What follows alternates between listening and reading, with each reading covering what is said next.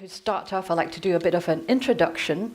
As has been mentioned, the focus of this panel is social innovation and enterprise. And today we have with us an artist, Jumaldi Alfi. He is from the Jendela art group, or otherwise known as Kelompok Seni Rupa Jendela. My knowledge of Alfi is actually mostly as an artist.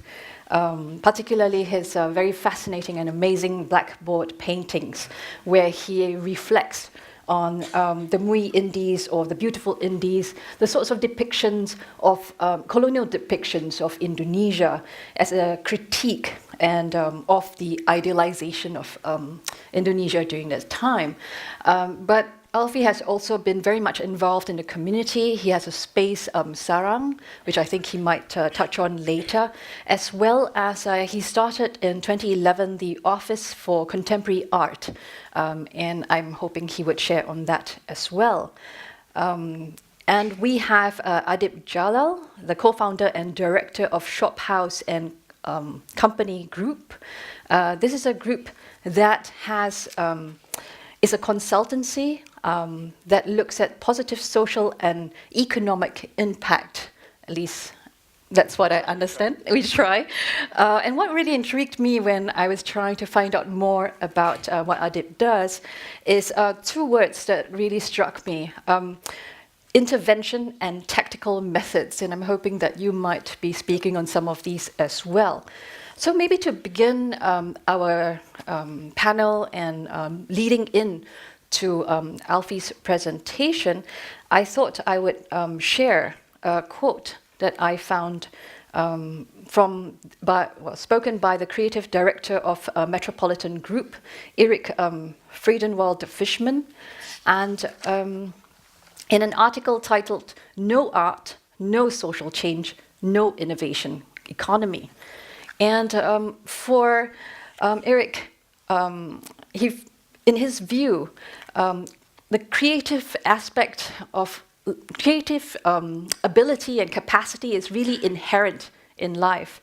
And for him, solutions are to be found in collective action, in dispersed innovation, and shared responsibility. So this is a quote from the article that he wrote. "There is no discipline that nurtures and sparks the cognitive ability to imagine and unleashes creativity and innovation more than arts and culture. There is no approach that breaks barriers, connects across cultural differences, and engages our shared values more than arts and culture. There is no investment that connects us to each other, moves us to action, and strengthens our ability to make collective choices more than arts and culture." And so with that in mind, I would like to invite Jumaldi Alfi to give his presentation. Alfi, please.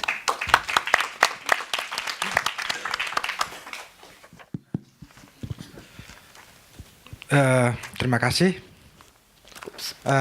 Pertama kali saya mohon maaf kalau saya berbicara dalam bahasa Indonesia.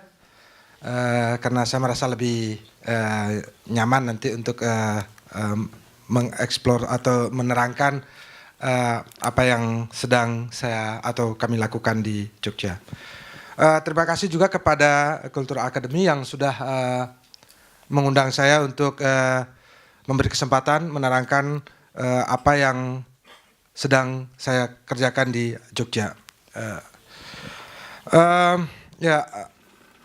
Sebenarnya saya lebih dikenal sebagai seorang seniman atau perupa yang lebih fokus pada melukis dan kadang membuat patung. Namun setelah pulang dari STPI, mendapat kesempatan residensi di STPI, ada beberapa keinginan lama saya menjadi lebih kuat, yaitu keinginan untuk membangun ruang-ruang yang bisa membantu seniman-seniman muda untuk berkarya. Ini berangkat dari pengalaman saya sewaktu saya kuliah atau studi, bagaimana sulitnya untuk mencari akses, sementara pemerintah kami belum 100% fokus membangun jejaring atau struktur seni rupa. Kami memahami kesulitan pemerintah kami karena memang negara kami itu negara yang sangat besar, walaupun sudah lama merdeka dan sebenarnya presiden pertama kami sudah merintis, namun di tengah perjalanan mengatasi politik dan ekonomi, pemerintah banyak fokus pada hal-hal lain sehingga seni rupa atau kesenian tidak mendapat perhatian yang terlalu lebih atau seperti di Singapura. Namun itu tidak memberikan kami rasa pesimis karena memang tidak ada peran yang terlalu besar dari pemerintah dan pemerintah memang juga tidak banyak mengekang sehingga di antara rasa bukan tidak kepedulian tapi rasa tidak ada perhatian tapi ada kebebasan untuk berekspresi.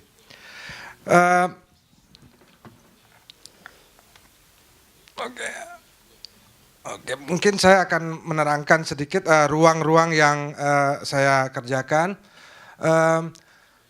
Kita tahu mungkin Yogyakarta sebagai salah satu pusat kesenian tidak hanya di Indonesia, tapi di Asia Tenggara. Mungkin teman-teman sekalian atau mungkin kalau boleh saya mengklaim di Asia Tenggara mungkin seniman yang paling banyak itu adalah di Indonesia. Terutama itu bertempat di Yogyakarta. Namun sungguh disayangkan secara infrastruktur kami tidak sebagus seperti negara tetangga Singapura. Ketidakhadiran pemerintah sebenarnya tidak lalu menjadi sebuah kesedihan, tapi di sana juga menjadi sebuah keberuntungan kami sehingga di sana seniman-seniman juga akhirnya bisa berekspresi selain dari memproduksi karya, bagaimana mereka juga memproduksi, membangun jejaring, belajar tentang manage, bagaimana juga berhubungan dengan pihak-pihak di luar. Ini peta Yogyakarta, walaupun di sana tahun 93, tapi ini sebenarnya peta terkini. 80% seniman Indonesia sebenarnya tinggal di Yogyakarta. Jadi kalau hari ini Anda datang ke Jogja untuk menemukan 1.000 seniman, itu sangat mudah dalam beberapa hari aja Anda akan bisa berkunjung ke mereka. Nah, salah satu tempatnya adalah di daerah saya, daerah selatan Yogyakarta, 5 atau 6 kilo dari pusat kota Sultan Place, Istana Sultan. Itu ada sebuah desa yang namanya Nitiprayan, Kalipakis, dan Bekelan. Itu daerah di mana dulu kita waktu kuliah di Institut Seni Indonesia banyak tinggal. Namun setelah institut pindah ke daerah selatan, ke daerah 10 kilo ke arah selatan, para mahasiswa atau yang sudah lulus dari kuliah tetap tinggal di sana. Salah satunya saya. Saya tinggal di daerah yang namanya Kalipakis. Nah, saya mendirikan sebuah tempat namanya Sarang. Sarang ini adalah sebuah inisiasi yang sebenarnya sewaktu saya kuliah sudah menjadi obsesi saya. Jadi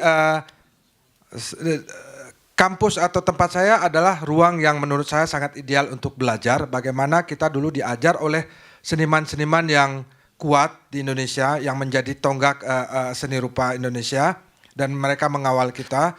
Namun karena tempat yang lama pindah ke yang baru, auranya pun sudah tidak lagi sama.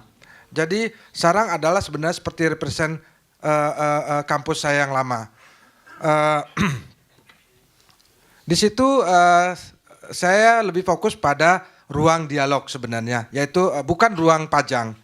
Bukan ruang untuk eksibisi.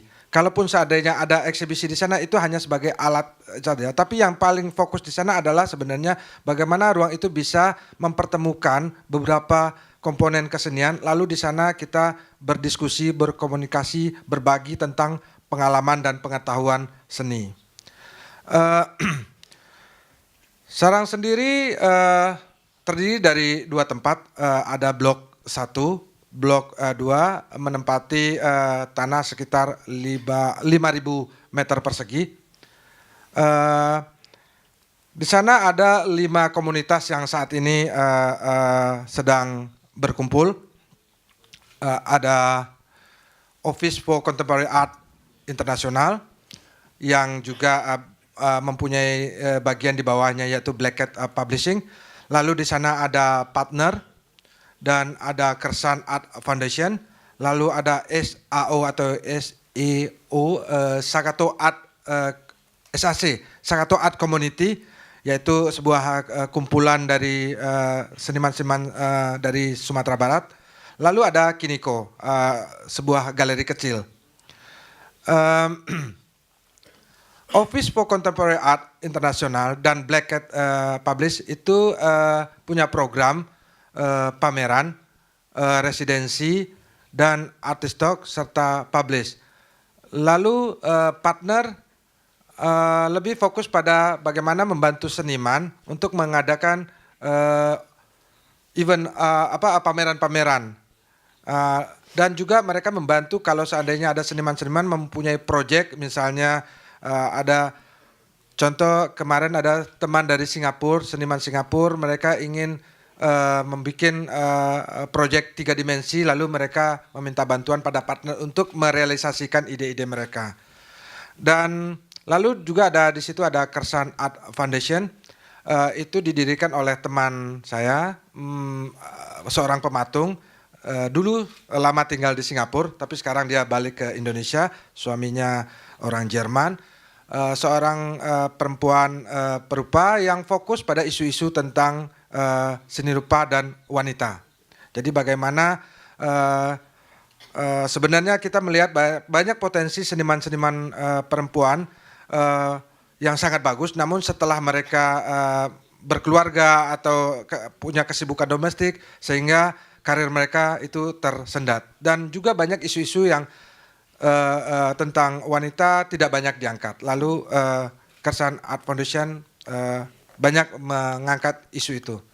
Dan ini ada SAC atau Sakato Art Community adalah semacam sumbang si saya terhadap komunal saya. Ini lebih fokus pada primordial atau kesukuan. Ini adalah kumpulan dari pelajar-pelajar, mahasiswa dan seniman dari Sumatera Barat yang tinggal di Jogja. Saya memberikan ruang kepada mereka untuk bertemu di sana, melatih teknik dan berkomunikasi. Sementara Kiniko adalah ruang kecil, di situ saya bekerja sama dengan kawan art management muda untuk melatih bagaimana mengorganisasi pameran. Kita punya 2 program yaitu namanya The Master dan The Young Blood atau Darah Muda. The Master itu fokus pada kita mencoba untuk kembali memamerkan guru-guru atau orang tua kita yang pernah mengajar kita namun terpinggirkan, tidak lagi didengar atau tidak lagi diajak oleh lembaga-lembaga yang besar untuk berpameran. Sementara mereka masih melakukan kegiatan seni rupa. Sementara untuk yang darah muda adalah anak-anak muda yang potensial namun tidak mendapat ruang-ruang karena di sana ruang walaupun banyak tapi kompetisinya untuk masuk ke ruang itu sangat berat. Nah, OFCA sendiri atau Office for Contemporary Art International itu didirikan oleh Astrid Honot, itu seorang teman wanita dari Berlin, basic di Berlin. Dia basicnya adalah arsitek, dan saya sendiri Jumaldi Alfi, serta Vendri Ekel, seorang seniman Indonesia namun berkebangsaan Belanda karena migrasi ke Belanda. Sementara Black Cat Publish adalah divisi di bawah Office yang fokus bagaimana menerbitkan atau mempublikasikan buku-buku atau produk-produk dari Office for Contemporary Art. Partner didirikan oleh Desrat Vianda, Fanti, Nisa, dan dibantu oleh Vendri. Mereka adalah anak-anak muda yang tertarik di bidang seni rupa dan membangun, senang untuk ikut membangun dalam infrastruktur seni rupa. Dan tadi Kersan Aspek didirikan oleh Leni dan Nisa. Ini adalah bangunan dari Sarang 1. Bangunan ini didirikan oleh saya sendiri. dibantu oleh teman saya, seorang arsitek dari Malaysia, dari Seksan Design, namanya Pak Seksan. Saya kenal beliau lebih dari 10 tahun yang lalu. Jadi sewaktu saya pameran di Kuala Lumpur, saya bertemu beliau lalu bercerita tentang keinginan saya mendirikan sebuah ruang tempat seniman atau aktivis seni rupa berkumpul. Dan saya undang dia untuk datang ke Jogja, lalu dia melihat lahan atau tanah saya, dan dia langsung punya ide untuk membangun ruang ini. Kita punya ada 2 kantor di sana, kantor untuk office dan partner, lalu ada galeri atau semacam ruang pamer untuk presentasi di situ, dan ini ruang pamer. Ini ruang pamer dan ya. Oke, dan di situ juga ada tiga kamar untuk tempat tinggal residensi seniman yang residensi. Program Sarang dengan OFKA itu lebih banyak fokus pada program pengetahuan. Contohnya seperti kita punya program namanya Replay. Replay itu adalah sebuah program kita mengundang seniman-seniman yang sudah kuat, established, yang mempunyai karir yang cukup mapan untuk berbagi ilmu pengetahuan dengan seniman-seniman muda. Jadi kita mengundang mereka untuk memamerkan karya mereka, tidak banyak karya, mungkin 1 atau 2 mereka pamerkan di sana. Namun poinnya sebenarnya bukan pada karya, tapi bagaimana seniman itu berbagi pengetahuan. Jadi itu menjadi role model untuk sampel untuk seniman muda, bagaimana membangun profesionalisme karir mereka menjadi seniman. Salah satu seniman yang kita undang adalah Heri Dono. Kita tahu Heri Dono adalah seorang seniman yang cukup kuat di Asia Tenggara yang banyak melalang buana atau berkeliling dunia untuk memamerkan karyanya. Ada Anu Sapati, ini adalah seorang pematung yang sempat mengajar saya juga, lulus dari Pratt Institute Brooklyn, dan dia seorang pematung yang kuat juga dan masih mengajar di Institut Seni Indonesia. Dan ini adalah karya dari Handi Wirman, ini ada kolega saya di kelompok seni rupa Jendela. Selain program Replay, kami punya program yang bekerja sama dengan partner. Jadi di sana antar ruang atau antar komunitas itu saling bekerja sama. Tadi OFKA dengan Sarang, lalu sekarang OFKA dengan partner. Ada program namanya Prima Visione. Jadi kita mengundang, ini fokus pada seniman-seniman yang dari luar negeri. Pertama kita mengundang Marco Casani. Itu seorang seniman dari Italia yang sekarang basic di Bali untuk memamerkan karyanya dan sekali lagi mengadakan diskusi. Lalu ada Filippo Cesia juga seorang teman dari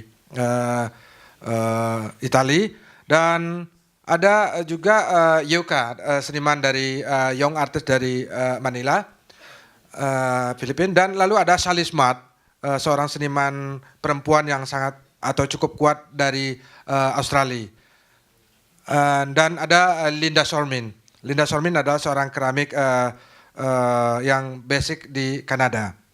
Nah, itu di bagian atas kita bisa melihat adalah ruang Sarang 1 dan kamar-kamar tempat seniman tinggal atau residensi. Ini adalah ruang presentasi. Ini adalah pameran yang saat ini dari seorang seniman dari Berlin, Jerman, Marike, dengan kolaborasi dengan Joshua dari Amerika. Selain itu kita punya program bekerja sama dengan Antena Project namanya Jogja Open Studio. Jogja Open Studio dan Berlin Open Studio. Sifatnya adalah bagaimana kita berusaha untuk memberi advice atau pengalaman kepada para pecinta seni, bagaimana seniman-seniman membuka studio mereka. Kita mengadakan setiap tahun. Jadi selama ini mungkin para pecinta seni atau art lover, mereka melihat seni hanya pada ruang exhibition. Lalu mungkin di sana bisa menilai, oh ini karya bagus, oh ini karya yang kurang bagus. Nah, sekarang kita mencoba untuk membuka dapur atau ruangan. Jadi kalau Anda pergi ke restoran, kalau Anda di meja makan, Anda bisa menjudge makanan enak atau tidak enak. Tapi kalau Anda di dapur, Anda akan bisa tahu bagaimana sebenarnya di dapur itu kesulitan untuk memproduksi sehingga makanan itu bisa menjadi enak.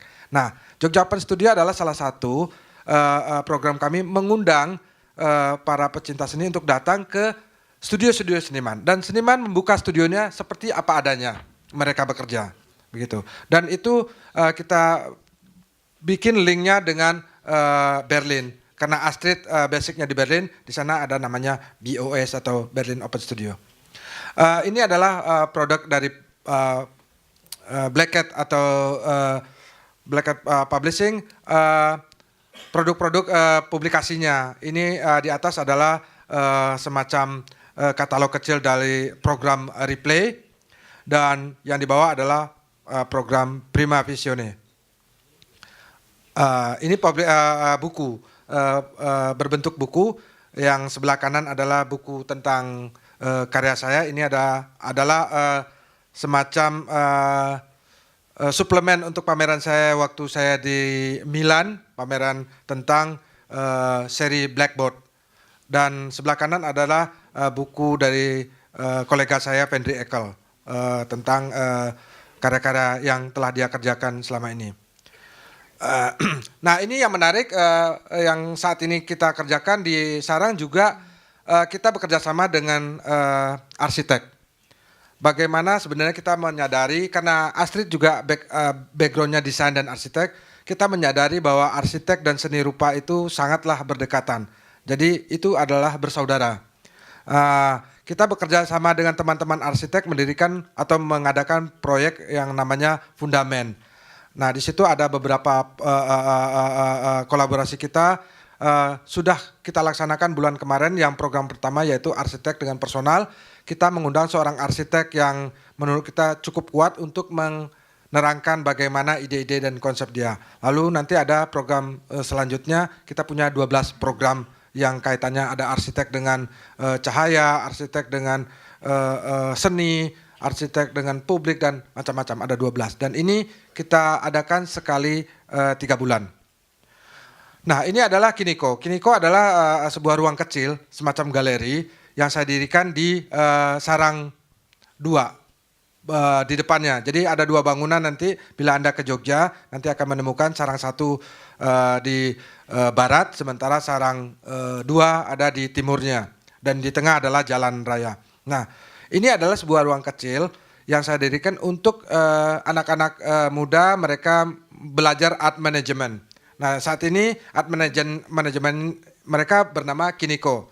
Itu ada 2 orang muda yang mereka melatih diri mereka untuk memanage atau mencoba untuk mengorganisasi pameran. Kepada mereka saya titip ada 2 program tadi, yaitu The Master, memamerkan guru-guru kami atau dosen-dosen kami waktu kuliah yang sudah tidak ada kesempatan pameran lagi, dan pameran anak-anak muda. Ini salah satunya pameran darah muda dari anak-anak muda. Sementara ini Aming Praitno adalah pameran The Master.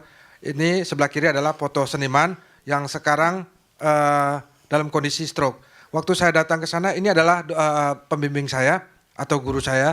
Waktu saya pertama datang ke sana, saya sudah lama tidak berjumpa dia. Dia dalam keadaan stroke. Lalu saya menawarkan dia, dan sudah lama tidak pameran. Saya menawarkan, Pak, Anda mau pameran di tempat kami punya ruangan. Lalu dia waktu itu tidak bisa bicara karena stroke, dia menangis, mau sekali. Lalu kita pamerkan dan kita bawa dia ke ruangan itu. Selepas ini dia sekarang sudah bisa jalan. Jadi ini semacam saya bisa menyadarkan, saya memikirkan diri saya sendiri, kalau saya tua besok, saya juga ingin ada anak-anak muda seperti yang saya lakukan ini. Bagaimana orang-orang tua ini merasa diperhatikan. Jadi obatnya tidak lagi pada obat-obat dokter yang stroke itu medicine apa terapi ini, hanya terapi psikologi. Selepas pameran ini Pak Aming sekarang sudah latihan dan bisa jalan dan bisa bicara. Itu.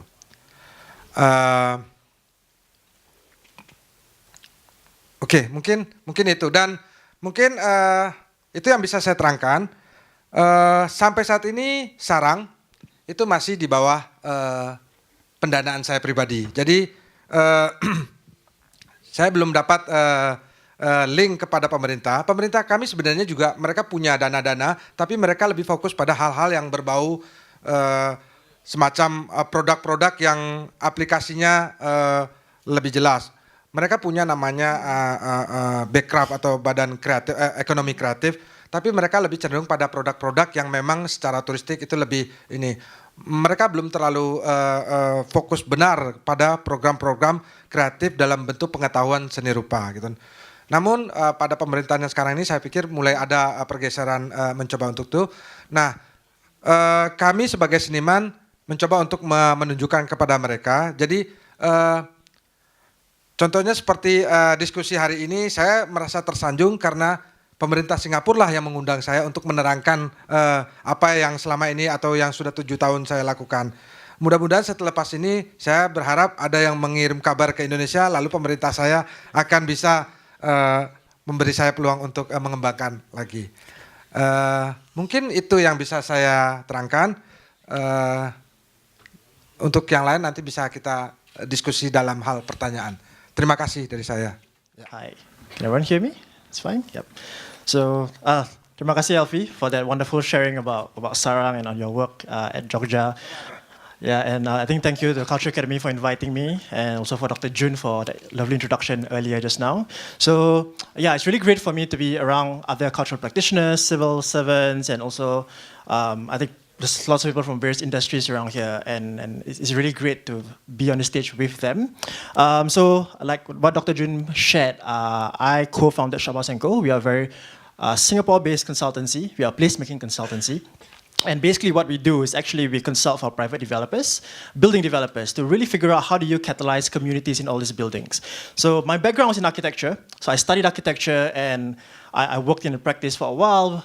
And what drove me to start this company with my co-founder was really that questioning, right? I mean, you've seen this image before. Big open field, lots of people having fun in the middle of the park. Balloons, maybe some fireworks, and you wonder where do all these people come from, right? Anyone seen that kind of image before? Right? Grand images. Architects always do that. I came from that world. So a lot of the work that we do is trying to bridge that gap. How do we make that a reality? Architects can do certain things, policymakers can do certain things, but what is that gap? So that's the bulk of my work at Shophouse & Co. And today I really hope to just share a bit more about what we do through tactical interventions and very strategic projects that at various urban spaces. So I think I'd like to start by just introducing that concept of placemaking. I think earlier today, Minister Grace kind of shared a bit more about that. So this is kind of like a working definition for us. If you Google it up, there are many definitions. All of them are very long-winded. So for us, this is what we believe it is. It's a process. It's a people-centered approach. It's not an event, it's not a policy, it's not a thing, it's a process. And it's really about building up the character and quality of a place, right? So that is the place making, right? So that's the place that we're trying to create and we are making it. So that's a very fundamental idea that I would like to introduce today. So for us, how we do it is what we call our own very framework, which we develop in-house and also through studying all the other practitioners from Europe, Australia, New Zealand, UK, and America. And it's a process. So we start, of course, with a project brief, and we do a lot of discovery process, which I will show a bit more later how we do that. And every little project that we do, whether it's a one-day intervention or 3 days or a week, it's a way for us to understand the project, understand the community, and build relationships with them better. So that's the circle on top. All right, it's a continuous process. You make it, and then you learn from it, and you do that a few times before you create the policies. Because that's the thing, if you invest, I don't know, $100 million in a project, you basically have sunk that cost. But if you can break that down to a lot of smaller tactical interventions, that could actually give you a lot more opportunity to figure out what should be done. So that's what we believe in. We do cycles of that, and then we believe in empowering the community themselves, because as consultants, we should not be there all the time. I think placemaking works when it's sustainable, when the community takes ownership. I think we've heard that a few times today, and we hand it back over to them. All right, so I'll use some of the projects to illustrate how this thing comes into play. So when do we do it, right? This whole placemaking thing. So this is a super simplified path of a building or public space or any urban development. Right, you get your land, you develop your product, you do call your tenders, procurement, construction, and after that you get all your licensing, you give it back to the clients, and then they pass it over to the operations team, the leasing team, and stuff like that. So when does placemaking happen? I think that's a big question that many people have approached us, and it's a very valid question, right? Is it just about activation at the end of it? So this is what we believe in. We think that it can happen at various stages, and it all takes various forms. A lot of the work that we do, people don't see because it's a lot of strategic alignment. We do a lot of consultancy, engagement, talking to people, stakeholders, and stuff like that. Nobody sees that. And I think a lot of you guys in this room also do that, but nobody sees it, right? And there's that phase where we're kind of testing concept to say, can this work? Should this be, is this the right answer? Right? Are we asking the right question? So that is where we kind of prototype some of these concepts. And then towards the end, we say, all right, I think we've got all the stuff figured out. The building is now open, the space is now open. Let's spark all these communities. So that's kind of like how we do stuff in the studio in terms of our stand on placemaking. And at the end of the day, this is what we believe in, that the way we measure that success of a good place is when community, culture, and all these urban spaces are interconnected. They're not separate things that are siloed. They are not things that you throw in and hope that it catches on, but they're all integrated into one whole. And I think what Alfi shared, right? All the artworks is not just a thing that you put inside the gallery. It's something that is very critical to the community around it. So that's what we believe in. And this was also alluded to in the first panel, right? Who should be doing it? So we believe that everyone has a role to play. It's not just the policymakers. We cannot just trust the community and tell them do everything. I think companies, private sector has a very big role to play.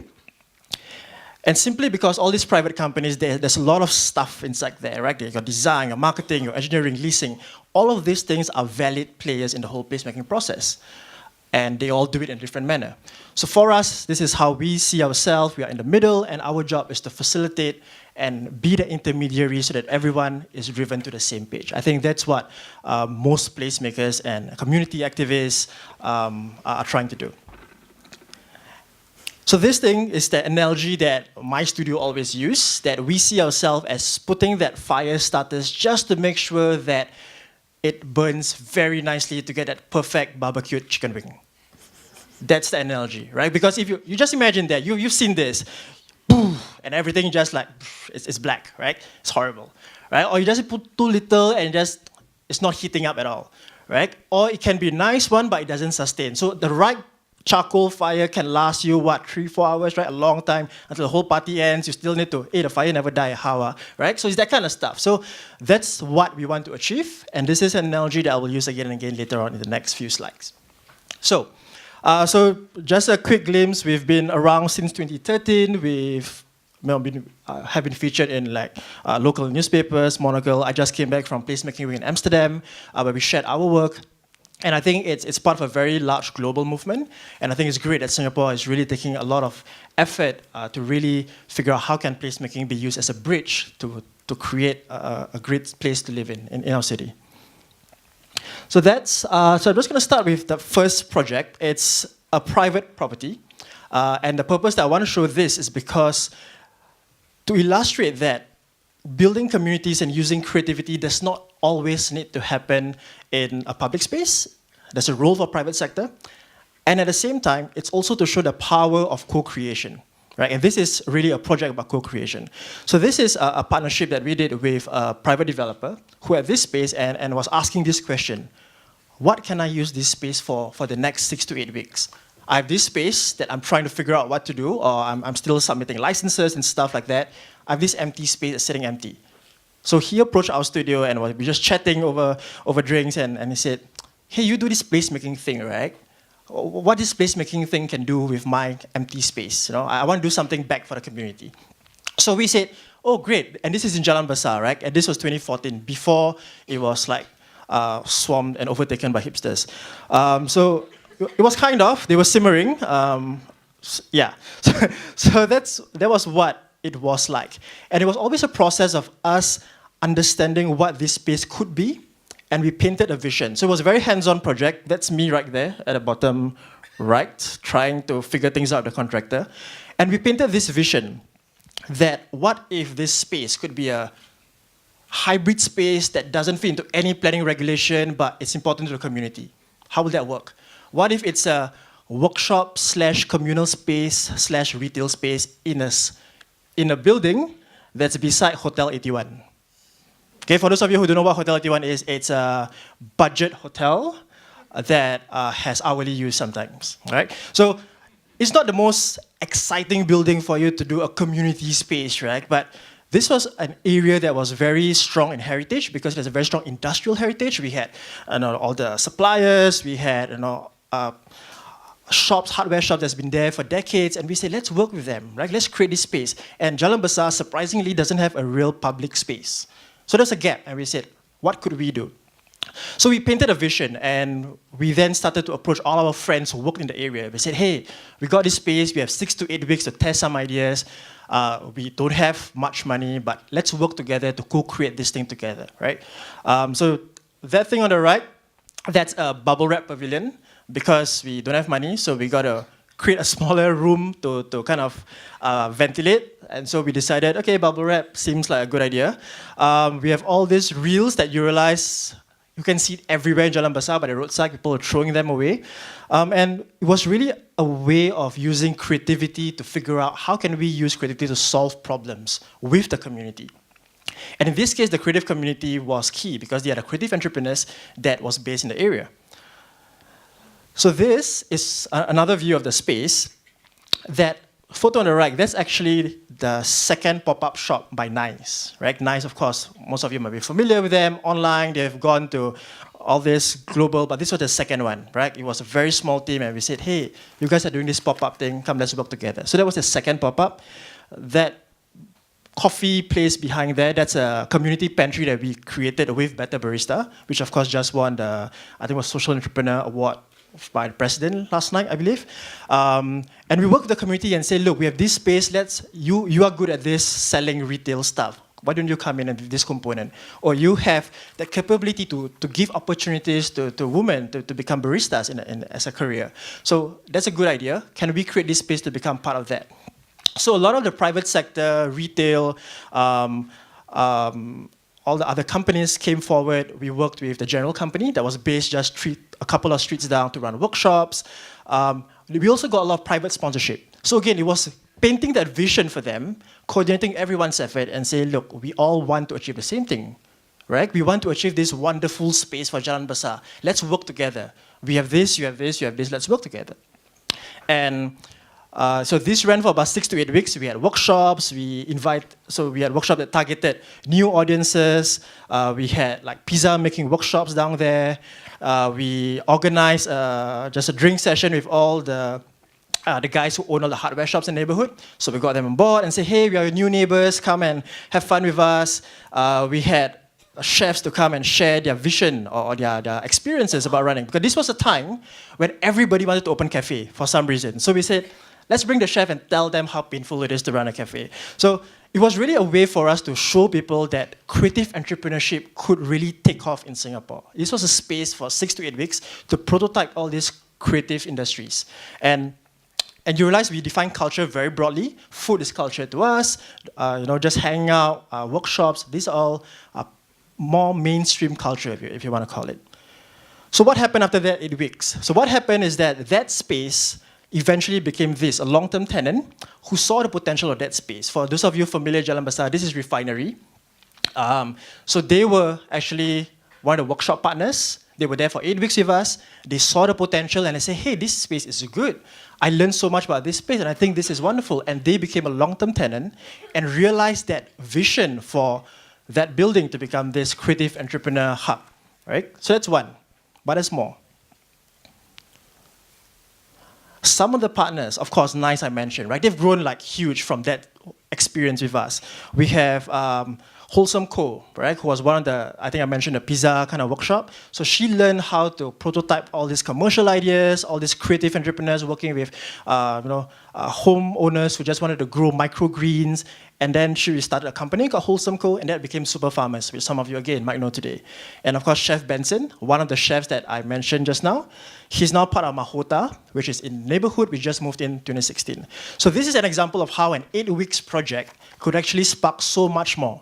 And this is because of the creative entrepreneurs that were involved in the creation of that vibe that we're trying to create. So I've been flashed at last 5 minutes thing, so I'm going to catch up a little bit with the Telok Ayer Park. A bit more recent, and this is totally different from what I showed just now, right? So that was a privately run space. It was very much about creative entrepreneurs. This is a lot more about public spaces in Singapore. So an image like this, things like that, right? That's something that a lot of us are familiar with. This is Maxwell, but Amoy Street Food Center, right? Every time, lunchtime, everybody rush through, chop, put your tissue paper, right? And then just try and gobble everything out in 1 hour. And then this park, Telok Ayer Park, is 3 minutes away from that hawker center. And it's empty, and it's shady.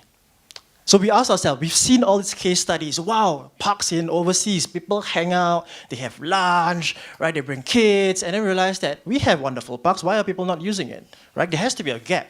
People say it's the weather, but come on, the hawker center isn't that cool either, right? You leave the hawker center, you smell like food. So what's the difference then? So this is the kind of question that us as placemakers, we ask that question, and we say, okay, there has to be a missing gap. And I think that was the question in the earlier panel, right? If we have all this infrastructure, what does revitalization mean in Singapore? I think it's this. It's that gap, right? To bridge it, to say that we can do this, but in a very particular manner.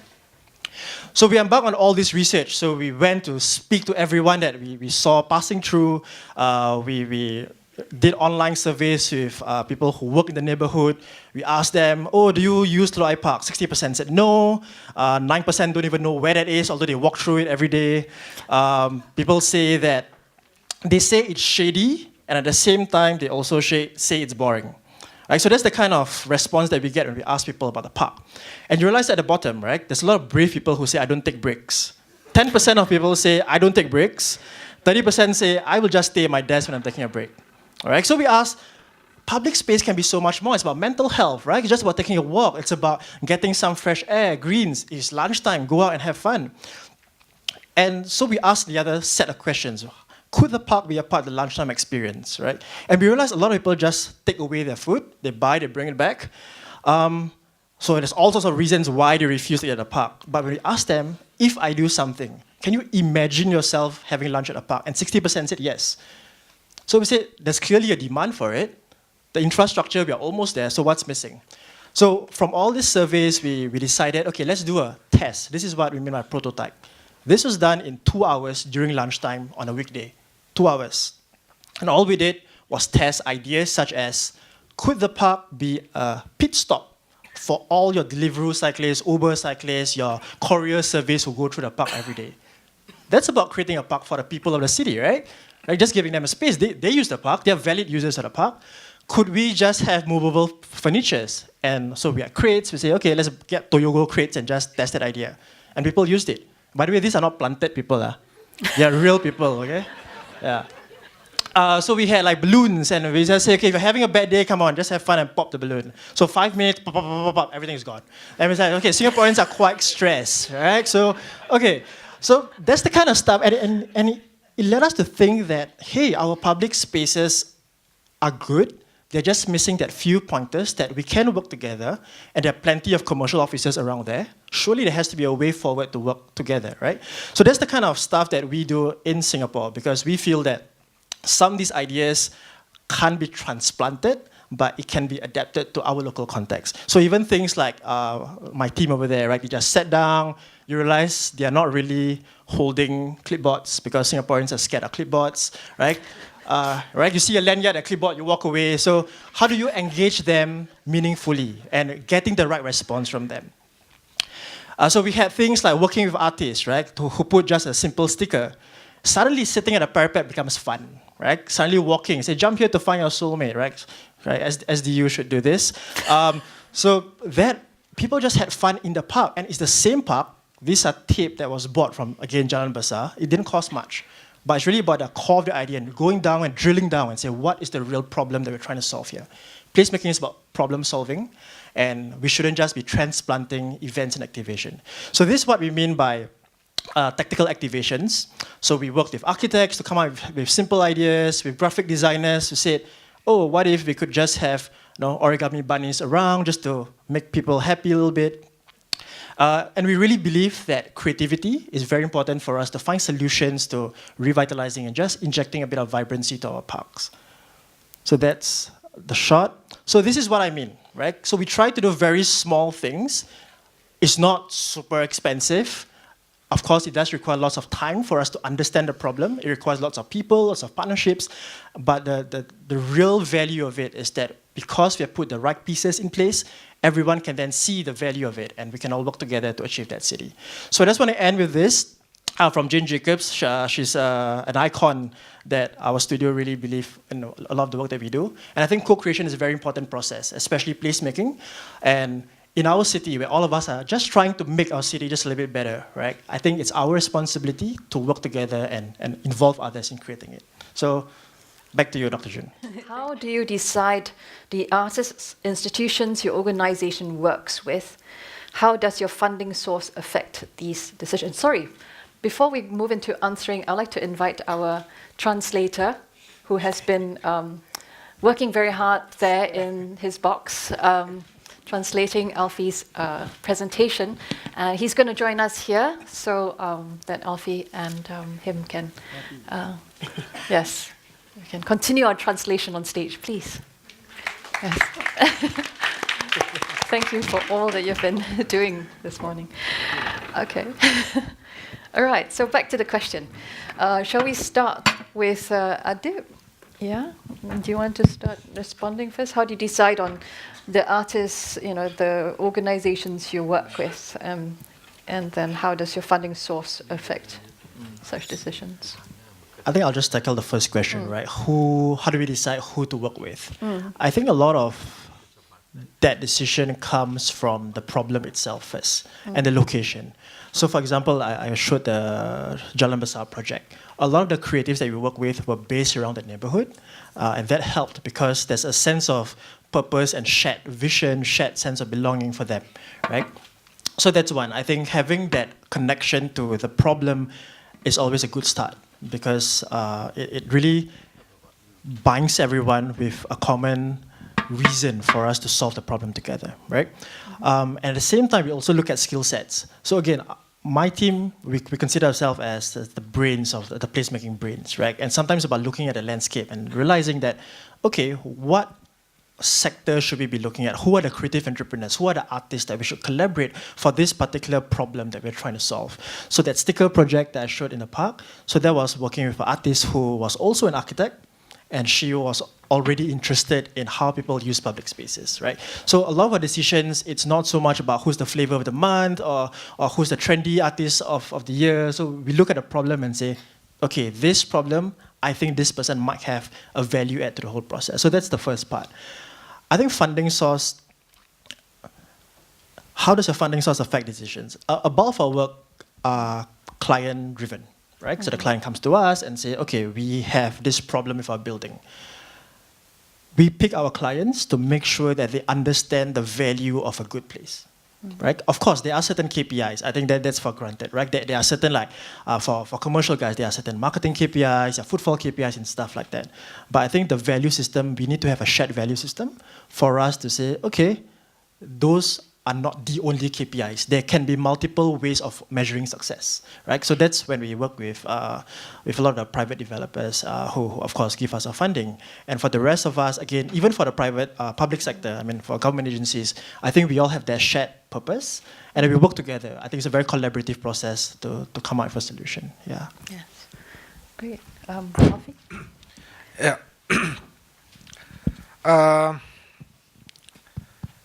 Kalau saya sendiri sebenarnya kan sebagai seniman, I myself as an artist, tentu nanti Setelah mendirikan Sarah, saya ingin kembali ke studio saya sendiri. After I had built something, I'll return to my studio. Saat ini Sarang sudah ada 5 komunitas yang bekerja By di right, sana. Sarang should already have 5 community to work with. Dan mereka sudah cukup mewakili apa yang menurut saya sudah terjadi atau yang sedang berlaku di Yogyakarta. And according to me, they have already represented enough for me and Jakarta, and Yogyakarta. Dan tentu tidak semua seniman terpenuhi keinginannya di Sarang. Definitely not all the artists could fulfill whatever they achieve in that group. Tapi Sarang sendiri bukanlah sendirian di sana. Selain Sarang, di Jogja banyak sekali alternative space. In fact, not only Sarang, there are many other alternative space around that area. Dan dari mana dana didapat? Selama ini Sarang saya danai sendiri. The funds always come from me. Saya berterima kasih pada beberapa teman yang mengapresiasi karya saya. I'm very appreciative of my friends who are really helping me in this. Dan bisa saya kembalikan kepada seni rupa. And I will forward this to the arts that I form. Tapi tentu tidak akan bisa selamanya seperti itu. But of course it will not last for long. Pelan-pelan 5 komunitas yang berada di Sarang, mereka mulai bisa mencari dana untuk mereka sendiri. Slowly, gradually, of course, the 5 other communities will be able to manage to find their own funds. Nah, pada titik setelah mereka benar-benar bisa mandiri, saya kembali ke studio untuk fokus pada bagaimana membangun karya-karya saya kembali. So when these people can stand on their own feet, I will return to my own area to build up my career. Gitu. Terima kasih. That's all. Thank you. Well, yes, I think what's interesting in both your responses is that you work very much in context, that it's very dependent actually on a lot of other people, and in what you're doing, as much as it's very specific, and one might even say in particular and individual in its trajectory, it really works within the community. It really arises from a situation as well. So thanks for that. Let's move on to the next question. I'm trying to see if there's any indication of how many questions I should proceed. Is it all good? Okay, great. Okay, second question. Does Sarang have any programs to connect the artists and art that is being created to the community? For example, the farmers. It currently seems like a space that is far removed from the regular person. Yes. Sarang ada program tidak untuk connect Ya. selain daripada orang biasa. Ya. Jadi perlu diingat sendiri, Sarang sendiri sebenarnya adalah sebuah tempat. Sarang is in itself is a place. Jadi sebuah bangunan Is a building yang saya dirikan that lalu I built menampung beberapa aktivitas kesenian that can di sana. hold several artists formation or creation. Jadi kalau ada beberapa program, If there is some program, kalau memang dari pihak luar tertarik, mereka bisa menghubungi 5 komunitas di sana. if outsiders they are interested, they can always contact the 5 communities. Ya, seperti Kersan Art Studio, Something like the effect of the studio. Kersan Foundation itu dia fokus and pada also the isu-isu condition. Wanita. And this normally focus on women activities.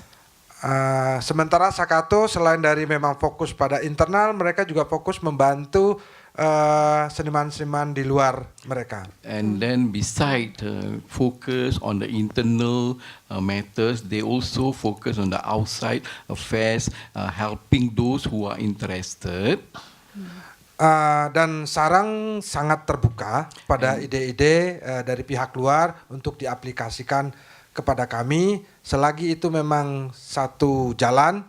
And Sarang is very open to outside ideas so that this they can apply to form or to hire up their own self. Membantu untuk perkembangan seni rupa dan pengetahuan kita bersama, tidak menutup kemungkinan untuk kita bekerja sama. To help or to assist so that this will not be closed for the formation and for existing in this art nature.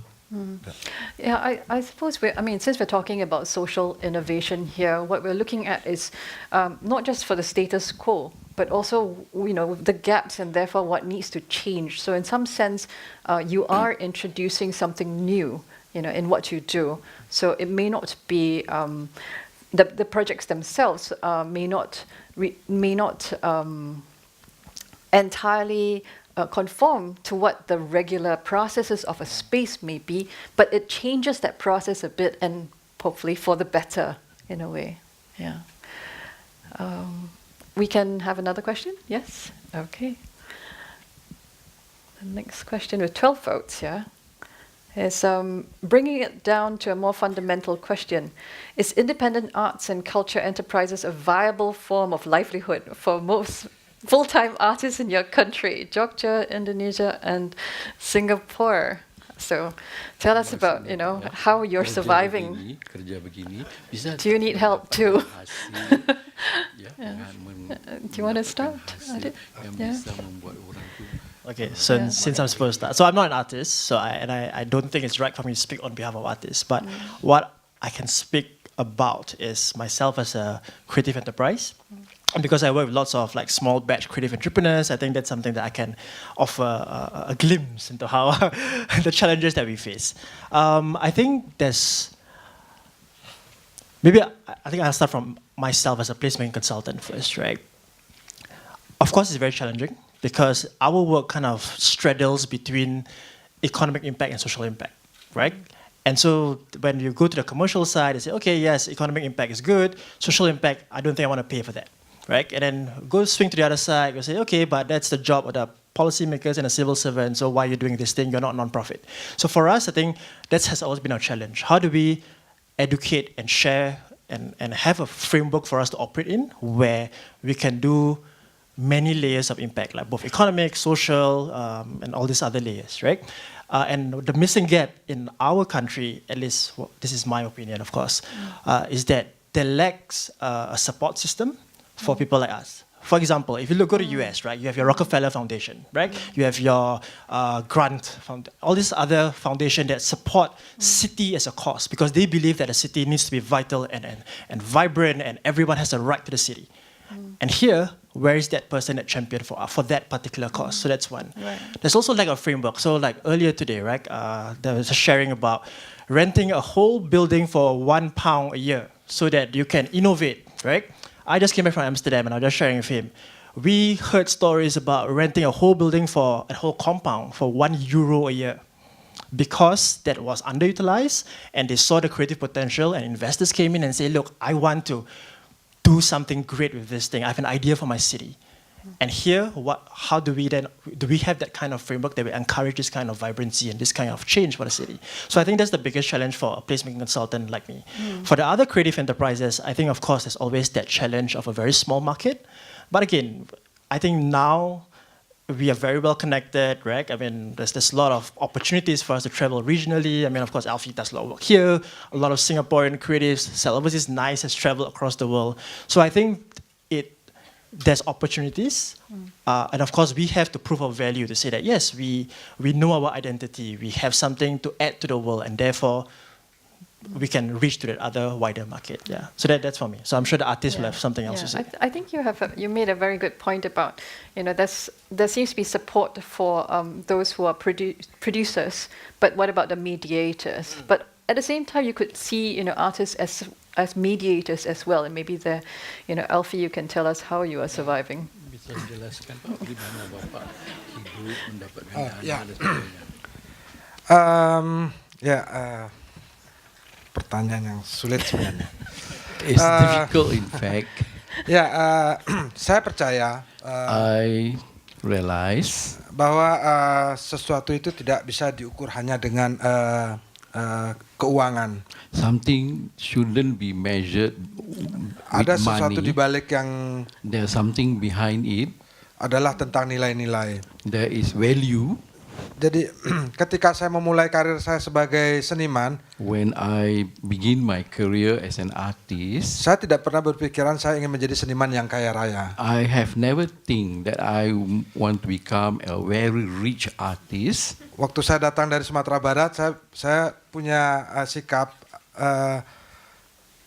kalau seandainya nanti saya di seni itu menjadi kaya, semoga kesenian itu kekayaan itu memberi saya lebih atau bisa memberi sesuatu di seni, bukan lalu membuat saya menjadi lebih buruk. When I came from Sumatra, I didn't think that I want to become a very rich artist. But if I am successful, of course I will do something that is good for the community.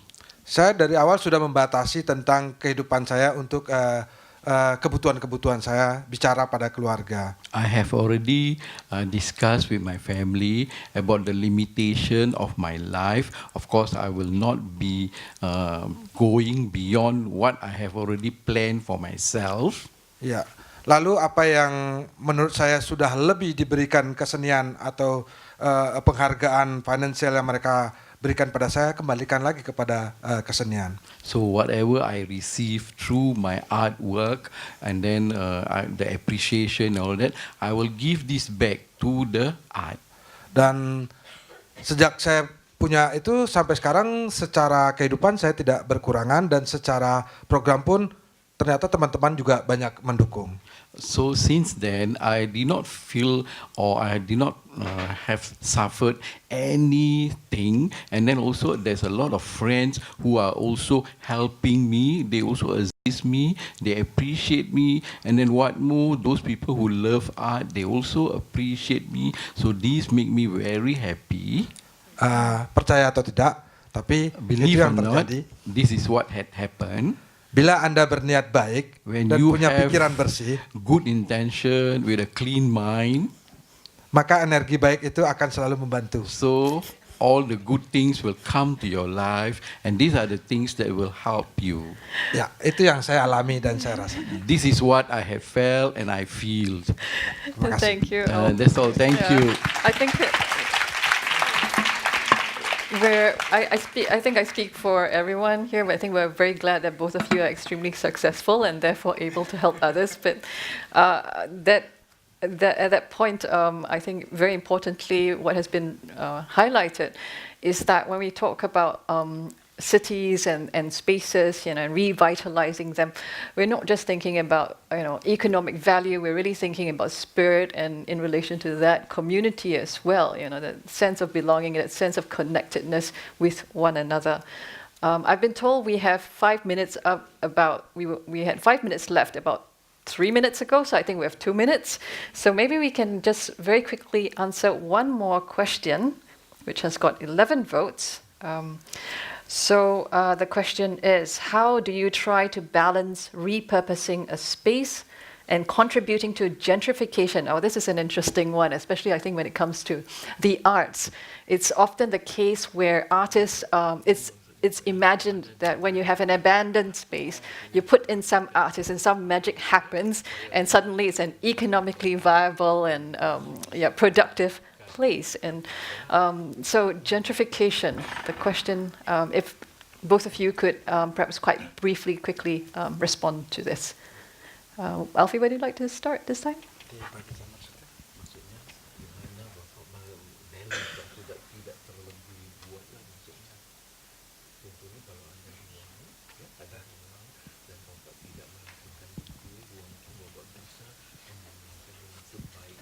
It's complicated. Yeah, this is for me. This is complicated. What is about the balance repurposing? Yeah. I don't know. But I try to Well, to you've got 1 explain. minute. Yeah. Yeah, the other minute is Jadi his. begini, sebagai Muslim As a Muslim, ada namanya istilahnya zakat. there Zakat is istilahnya. a word known as zakat. Saya punya standar sendiri ketika tentang finansial berapa yang harus saya capai. I have my own standard about finance. I have already put a figure of how much I should achieve. Karena kalau kita bicara tentang kata cukup, If we talk about sufficient, itu tidak pernah ada kata cukup. there is nothing as sufficient. Dan karena saya pikir apa yang kesenian sudah berikan kepada saya itu, lalu yang bukan kebutuhan saya kembalikan ke kesenian. So what I receive from art, so I think whatever is enough for me, I'll keep. Anything extra, I will give back to society. Tapi itu bukan karena saya pengen menjadi sok pahlawan atau menjadi orang suci di kesenian. That it's not that I want to show off or I want to get something appreciating for what I have done, but this is something in my mind that I want to give back to society. Saya berpikir seperti ini. Sebagai contoh, As an example, this is what I think. saya seorang petinju. I am a boxer.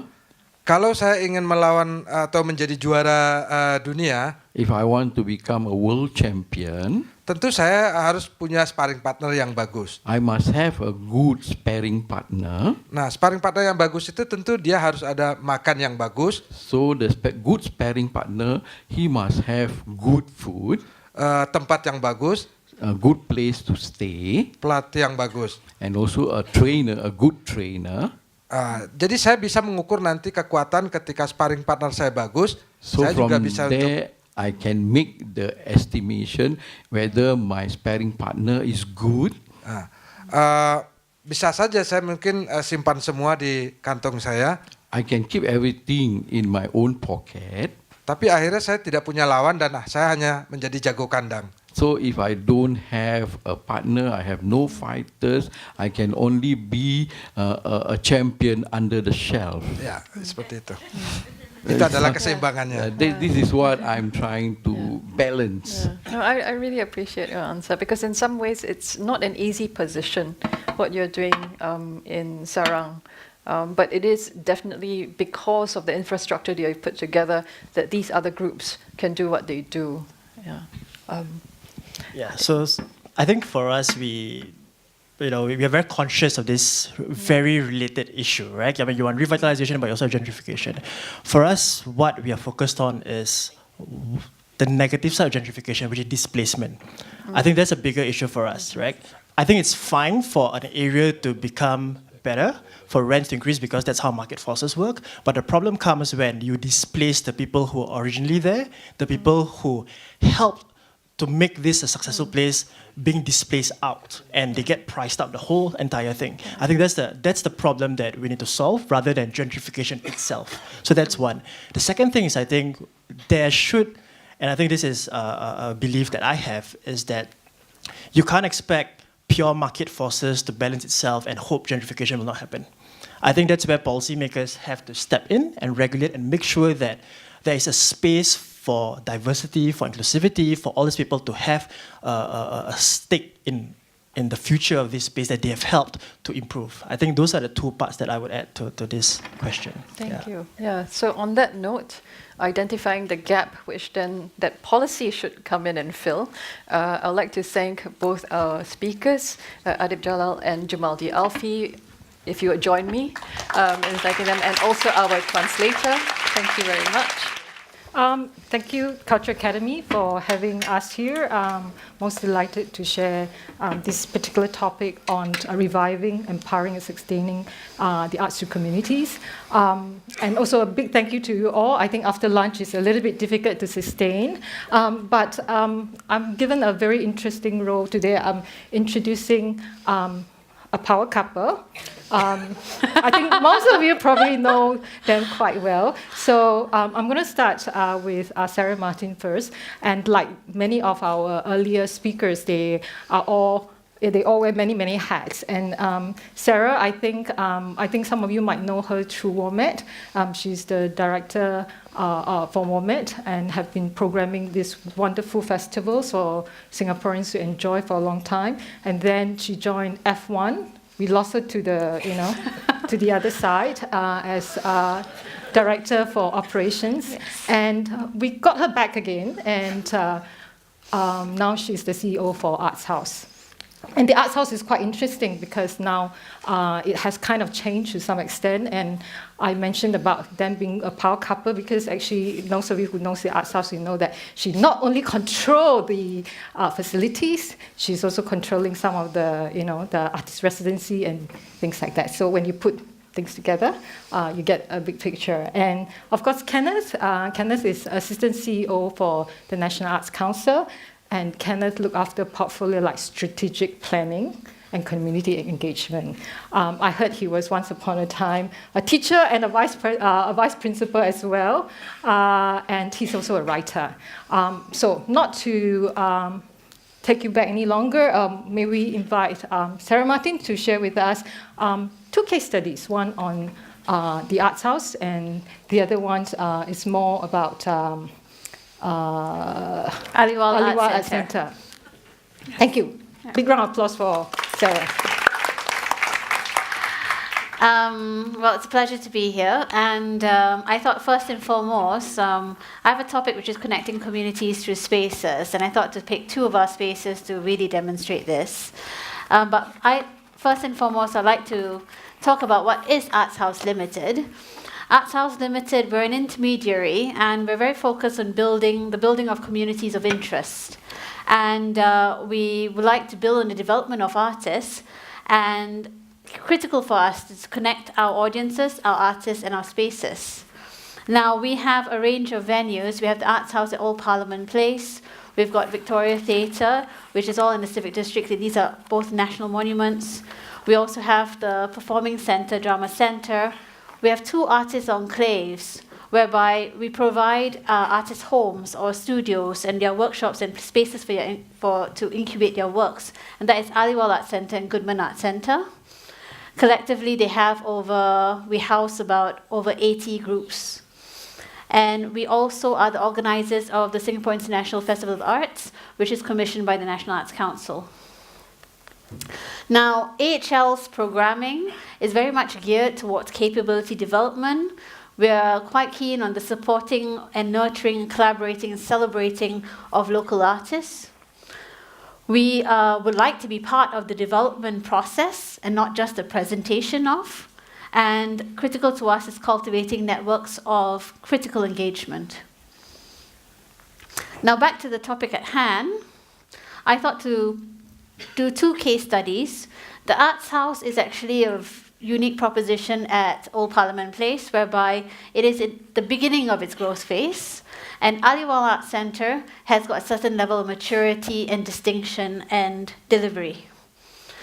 We would like, in the grand scheme of things, I'd like to demonstrate the rationale for this, whereby we want to look through the case studies, the use within the current landscape for both of these centers, the potential community outreach, the identification of key stakeholders and partners for programs and identity development, because we're very aware that we must be connected, and identification of program direction specific to the space, given the first 3 points.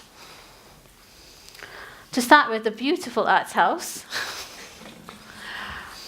Now, the Arts House, for those who have been through the Arts House, is a series of intimate spaces where actually intimate connections with people are made through words, music, and images. The building of communities contributing to a unique proposition and ecosystem is something that ecosystem that's unique to the venue is something that we're trying to build on. So the Arts House hasn't quite arrived in where it's meant to be, but we're in the process of trying to get it there. So it is the ideal place for sharing of personal reflections. We are very aware of the historical significance because it was the crucible of words that had shaped modern Singapore that happened in that house. We want to build on that historical significance and aspirationally reach a stage where we're the National Literary Centre. We would like to program new festivals and programs whereby I'll be sharing with you in a bit where the upcoming journey will take us. And this is to basically grow the appreciation for the written and the spoken word, as well as redefine the importance of literary arts in the modern context. Now, from readings of great literature of the world to a festival that celebrates local literature, Arts House will be filling an existing gap in the landscape of, and trying to fill its space to be the literary center. Now, this is very important given Singapore's development as the society that we have right now is increasingly reflecting on its evolution, its identification, and its culture. And literary arts actually can play a very important role in some of these questions and answers and in nation building. How we're going to plan to do this is basically do a series of programs to reach out to as many interest groups as possible. So first and foremost, we want to celebrate great literature. We would like to connect the power of the words that had shaped the world. So we want to roll out the International Writers Series. We are planning to have the readings of classical texts. We are planning to have the readings of great speeches. And this all is to outreach to certain and specific literary groups and areas of interest. We're also going to be introducing a new festival called Textures, which is a weekend of words. And this is to celebrate local writers and local writing and to support the local publishing industry so that there is a connecting point for them to gather. We're very mindful of the fact that we are a multicultural society and we have multi-languages. So the first outreach to the multiple language communities is via a series of programs where we couple poetry with music in all the various languages. Another key thing is that we are going to be working with all our partners. So this list is not exhaustive. We'll be working with the National Gallery. We're working with the Storytelling Limited. We're working with the NUS Malay Studies Department, and the list does go on. Because we're mindful with the limitation of resources, we do need to pool expert matters and people who are already doing things, but to curate works together with them for fuller delivery. And when we study our space, we study the space, of course, for literary arts, but we're also mindful of the fact that the place can be so much more. And with the acoustics of the rooms, one of the key things that we're going to also introduce is a chamber music series, where we work in collaboration with artists for their artist capability development, whereby we give platforms to emerging as well as established artists in this realm, and to also work with all the different national competitions so that they have a presentation platform given the natural use of the rooms that we have. And the walls of our house will have exhibitions of photography, where this is of people and places, and it serves a niche amongst the galleries of the civic district, because we are mindful we're surrounded by the museums. So all in all, the idea is to utilize the space in the most efficient and the most meaningful manner possible. So, as I said, the Arts House is a unique proposition because the journey is ahead of us. The next case study I would like to show is actually an art center that already has a point of arrival and has already traction. Aliwal Art Center is a very unique space whereby it provides artists homes, so we have contemporary and traditional artists here. But more importantly, it's located in a historically and culturally rich district of Kampong Glam. One of the key roles of Aliwal Art Center is to be placemakers, where we activate and revitalize, we provide a catalyst for artists and community to come together. So we have two main events, whereby we do the Aliwal Night Crawl. For those who've ever been to Kampong Glam, it's a series of really interesting merchant places, a series of old as well as creative new companies. It's a series of your traditional Arabic shophouses. It's got all your niche and upcoming little boutique shops as well. So it's a very interesting mix of old and new. The other event that we do is the Aliwal Urban Art Festival. So these are in position in 2 different times of the year. To use Aliwal Art Nightcrawl specifically, now this happened recently, and what happened is an evening of activation throughout the entire district. We had the theme of Rasa Wayang, which is a popular folk song. It's a play on a popular folk song called Rasa Sayang, which I think almost all Singapore communities would know. Now, what is the Aliwal Nightcrawl? So basically, it's an eclectic selection of both traditional and contemporary performances in Kampung Glam in some of the unique spaces in the district. Why do we do this? As placemakers, we want to challenge stakeholders, which means the merchant associations, and our artists to go beyond their comfort zone in hosting and performing in a way that they're not used to. We also want to evolve the cultural identity of Kampung Glam beyond its stereotype. And we want to remind Singapore audiences about aspects of culture that they may have taken for granted or just simply forgotten. Now, how do we best do this in this context? We incorporate elements of traditional Singapore culture to audiences in a way that is fun and interactive and meaningful. We also encourage all our tenants to perform for the festival so that the tenants go beyond the premises. But we also ask them to host things in the premises so the community comes into our premises. And we also look for very suitable and unique locations to host the rest of the performances. So for example, we might have poetry reading in the carpet shop. Now this collaborative spirit of the festival is an opportunity for Aliwal Art Centre to foster relationships with precinct stakeholders, as well with artists and artist groups that are engaged. So for instance, we work with one of the oldest Malay groups in Singapore, Sri Warisan, to do Wayang Kulit, which is an outdoor theatre and storytelling piece, which is rarely found in Singapore these days. We get the traditional dancers to perform for a very mixed audiences that they normally do not connect with. We're able to do this, and we've been doing this for a few years now, because we've had active stakeholder connections and contributors. So we have program contributors, we have venue contributors.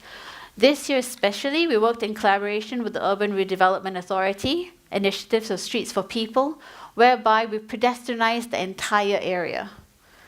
And in consultation with the Business District Association, One Kampung Glam, whereby we are the secretary of the organization. And to do that, we managed to close down the entire area and activate the entire area with performing stages and multiple areas of interaction. So the key highlight for this year is that we had 12,000 visitors in the evening, in a single evening, and it was of all ages. It was across all spectrum. We had good visitorship at our center, where it was completely and utterly full. We had good media coverage, and we had meaningful programs for multiple tiers of audiences. But we do have some learning lessons. Now, it's very, when you have a model that kind of works, it's very easy to say, oh, let's double it. But actually, that's not the best way forward. So our learning lesson is that we need our stakeholders to go from just having a conceptual buy-in and thinking this is just a great idea, to investing resources and contributing to the program so that the event can grow in scale and in tandem with their contributions. Now, this will take time, and the growth of the event within the precinct will be at a measured pace. But the thing is, with this event and this activation of a precinct level, this actually would be the greatest sustainable model. So as you can see, the 2 case studies are quite different. One, the Arts House is in the beginning of its journey, and there is a multi-layered approach for various groups of communities and interests. For Aliwal Art Centre is an activation and a collaboration with a community of merchants and of people to come to the community, people who ordinarily would not come to this area, but to experience it in a very different way. So we become we're the host, but we're the collaborators, we're the presenters. We're very involved in all aspects of the community building. So in these two areas, we can see actually two quite different methodologies. And I truly hope that this is of some use and some interest to some people that might be interested and keen of the two approaches. And that's it. Thank you very much. So I'm Kenneth. Before I start, I'd just like to say a very big thank you to Sarah, because as I think was said at the start of today's session, my fellow speaker for today's session unfortunately fell sick, and Sarah actually stepped in at the very last minute and agreed to do this presentation, so thank you very much. Now, I think all of us here in the arts sector, we probably can't imagine not having the arts in our lives, because we really believe in the intrinsic value of the arts. But of course, the arts can also play a larger, more practical role in society, whether in city life, in economic development, or indeed in the building of communities and nations. So what I've been invited to speak about today is really about the power of the arts to bring diverse communities together, and particularly in the Singapore context, with regard to people of different racial and cultural backgrounds. So it's less about place-making per se, but really more about the people aspect and what the arts can do to contribute to that. And definitely a lot of what I will be saying, I think, will resonate from what Douglas spoke about this morning when you talk about cultural diversity. So I thought it would be quite interesting, actually, to hear how those general principles also apply to what's happening right here in Singapore. And certainly in Singapore, the value of the arts to help build that common national identity, foster national pride, has been on the top of mind of our nation's government leaders and public servants for a very long time. They recognize the vital role of the arts to go beyond basic physical needs. So the idea of feeding the soul, energizing the spirit. And that's very important for a country, especially in the early years of independence. The arts speak to the imagination, to our aspirations, to who we can be. It's really about the future, expressing our ideas for the future, our hopes for the future. But of course, the stories, the images that we are familiar with, can also ground us to who we are and where we come from, creating a stronger sense of community, stronger sense of togetherness, a stronger sense of home. And this is especially important for Singapore as a country made up largely of immigrants. So I think one of the key questions right at the start for Singapore was what would unify us as a society.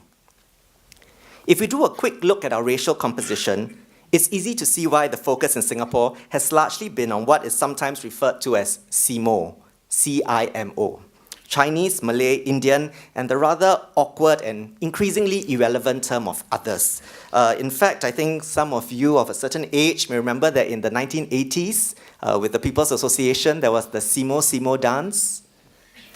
Okay, if you're not, you're of a certain age. If you're shaking your head, that means you were not of that era, which I was in. And yeah, so there was actually a dance that brought together the folk elements of different cultural dances to form this Simo dance.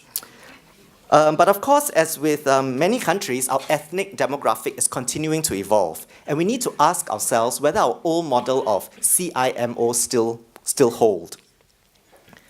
Increasing immigration, more mixed marriages, these challenge us to look at how we view race and culture and ethnicity in Singapore. And even within races, of course, we know there's now increasing diversity. The Chinese and Indian immigrants that are coming to Singapore today come from quite different parts of China and India from the past. So they bring with them different thinking, different cultural norms, even different languages. And this issue about new Singaporeans, about different varieties of languages and social conventions do present new challenges for Singapore. But they can also be opportunities, and I think that's exactly what Douglas was talking about. What is the evolving role of the arts in terms of helping us to not only mitigate such tensions, but actually draw on these differences to foster stronger, more cohesive communities and create works of art that can be said to be uniquely and truly Singaporean. Because the arts are very powerful indeed, and over the next few slides, I'll talk about some of the work that the NAC, together with our artists and arts groups in Singapore, have been working on. And hopefully you'll be able to see how some of these initiatives draw on the multi-dimensions of the arts to give us something to celebrate as a united people, build shared experiences through social mixing, articulate who we are as a nation, create opportunities for national pride, and be the platform to generate conversations with tough questions and elusive answers, but which bring people together through a common process. And we know that there is indeed opportunity. Over the years, Singaporeans have developed a greater sense of the value of the arts, especially in community building. The next few slides will show data drawn from the biennial population survey of the arts conducted by the National Arts Council to understand the view of Singapore residents about the arts, and I think the slides really speak for themselves.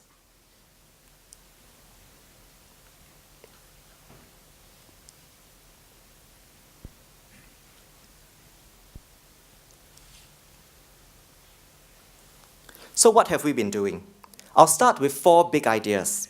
The first is the 5-year Traditional Arts Master Plan that was first developed by the National Arts Council in 2011, and we are currently in its second cycle. In essence, what we're trying to do here is to strengthen our verticals. How do we make sure that each of our main cultural groups continues to have active and vibrant artists and arts companies that express the stories, the images, the values, the ideas that are important to these communities?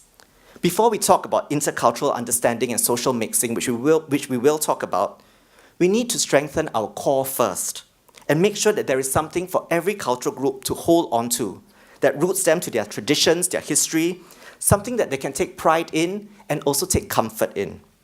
And we are very mindful, our work in the traditional arts sector is not to simply preserve, but to celebrate and keep vividly alive. So as part of this master plan, a special traditional arts seed grant was launched to help cultural arts groups strengthen their capabilities. These arts groups, they're already strong artistically, but perhaps they needed support to grow their admin staff, to enhance their audience outreach efforts, engage in professional development and international exchanges, to evolve and innovate their practices.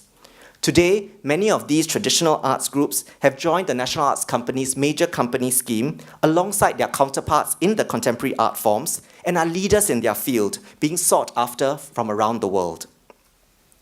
The master plan also focused on advocacy, research and documentation, and raising awareness and appreciation of the cultural arts in Singapore.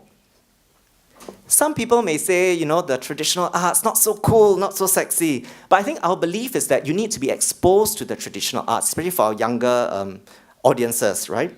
And let the good work speak for themselves. So we work together with various partners to feature traditional arts groups on various public platforms. So one example is the Mid-Autumn Festival at the Gardens by the Bay.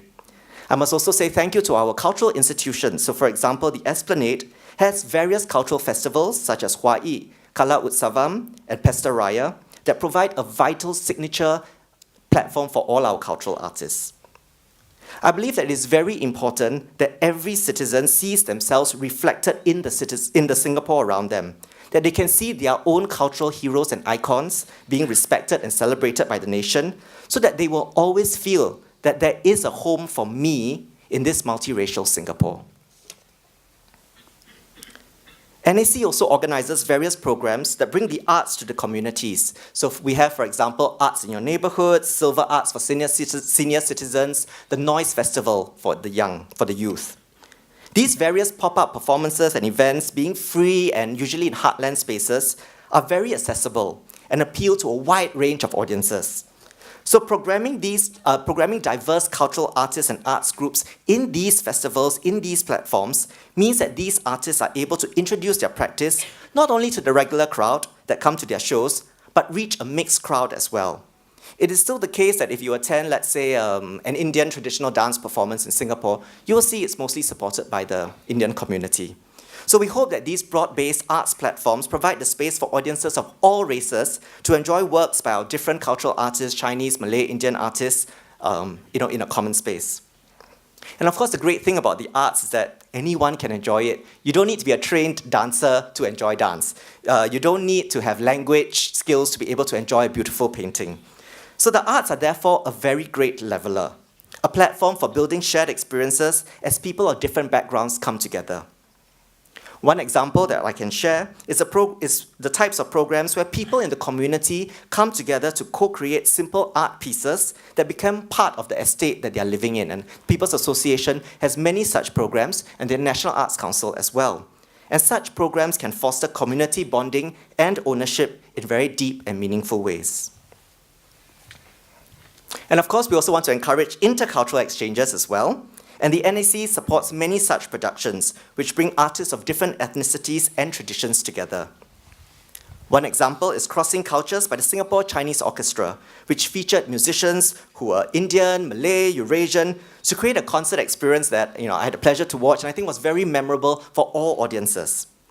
Now with subtitling technology, we also have more theatre groups creating works that feature multiracial casts and speaking in multiple languages.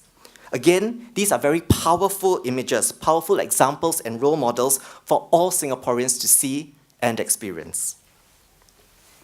Finally, I also must talk about the important role of the arts as a safe space for conversation about social issues. Many of our arts groups create work that discuss national identity, what it means to be Singaporean. These can be work of very high artistic merit, but are certainly not necessarily niche or appeal only to select audiences. In fact, they speak very broadly, very openly to the wider public, precisely because they address very Singapore experiences. And these unite audiences in very powerful ways. One example, which maybe some of you have seen, is Checkpoint Theatre's recent production, Normal, which was really about the experiences of students growing up in the local education system. Another group, Drama Box, stages interactive community performances and exhibitions that deal with various topics. So one of them, for example, is the topic of aging and living with dying. And they bring these into open-air public squares so that the community, the residents living in that space, can interact with these performances, with these exhibitions. I'd like to highlight in particular Trick or Threat, the image here, which was a forum theatre piece created by Drama Box, which specifically dealt with the issue of what it means to be a community. What do you do when, say, there is a terrorist scare on an MRT? Do you stay united as one people, or do you allow yourself to fall apart because of racial stereotypes and prejudices? Beyond these four, I would of course be remiss if I did not emphasize the very important work that needs to be done in schools with young people. So the NAC runs an arts education program, a database of over 1,000 arts enrichment programs and activities that schools can purchase at a subsidized rate with thanks to the Totalizer Board. We also run an artist in school scheme where we matchmake artists in schools who want a more customized long-term partnership than just a one-off arts workshop or performance. And for both of these long-standing flagship programs, we make sure that our different cultural arts groups are also featured. So one example, as you can see here, is Sri Warisan's Artists in School Angklung and Kulintang program at UT Primary School. And I always think it's very important because when you go in and you see these programs, you see the children get very excited and they're wowed, and they're being wowed by artists from different backgrounds, different cultures, and from a very young age, this becomes what is familiar to them. This is the Singapore that they are familiar with. And we want to start, of course, as young as possible. And so we have recently started a series of taster programs for preschools and kindergartens, specifically with our traditional arts groups. And here we see an instructor from Basker's Arts Academy with children from PCF Sparkle Tots teaching basic Indian dance movements. Lastly, I want to highlight the Dance Talent Development Program, now in its 5th year, a national program that the NAC runs together with the Ministry of Education and LaSalle College of the Arts. Each year, we bring together about 150 Sec 3 15-year-olds from across around 80 schools in Singapore. They are all dance enthusiasts in their own schools, and they're nominated by the schools, and they come together for a series of workshops and attachments based around 6 different dance forms. So it means that if you're in your school and you are, the head of the Indian dance club in your school, you come for this program and you have to learn Chinese dance from the Singapore Chinese Dance Theatre. You have to learn Malay dance from Era Dance Theatre. So this, again, is the idea that students get to interact with artists and like-minded peers across race and culture, building friendships in a more organic, authentic way, and using the arts as a platform for such a collective experience. Okay, so these are just some of the examples, and then I think we can move on to the panel discussion, the Q&A. But perhaps if I can introduce just 3 questions of my own that I hope we can possibly talk about or reflect on. Firstly, is really this idea about the role of the arts in addressing cultural differences. When we create such programs, I suppose one question I've always had is how explicit we should be. I think so far, based on the examples I've talked about, there are examples where the differences of culture are emphasized. So that, the people watching it, the audiences, the children, the students, are very aware of the cultural differences. In other examples that I've shared, I hope you can see it's a much more organic kind of approach to a multiracial, a multicultural platform. So which do you think would resonate more with Singaporeans? Secondly, if we talk about the arts as helping to articulate a national identity, then we need to ask ourselves, what is a distinctively Singaporean artist or art form? Does it come from a specific culture? Is it the fact that it's a mix of different cultures? Or is it Singaporean as long as it is rooted in the Singapore experience?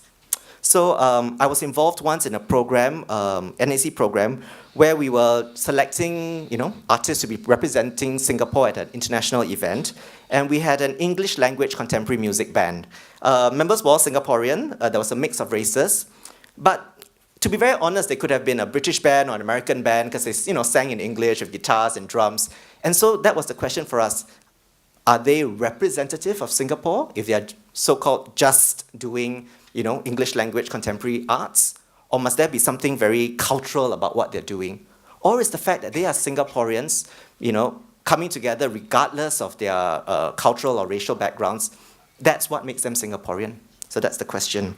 And I think finally, when we talk about One Singapore, we talk about truly inclusive society, I think my question is also what role the arts can play to address other issues of difference, such as people of different abilities as well as disabilities.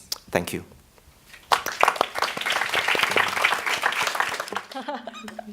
If 30% are non-citizen or even non-PR, meaning no civil rights, how do you want to reach to them besides our culture tokens if your mission is nation building? Okay, I'll try and address this, but you might want to jump in as well, I'm sure. Yeah.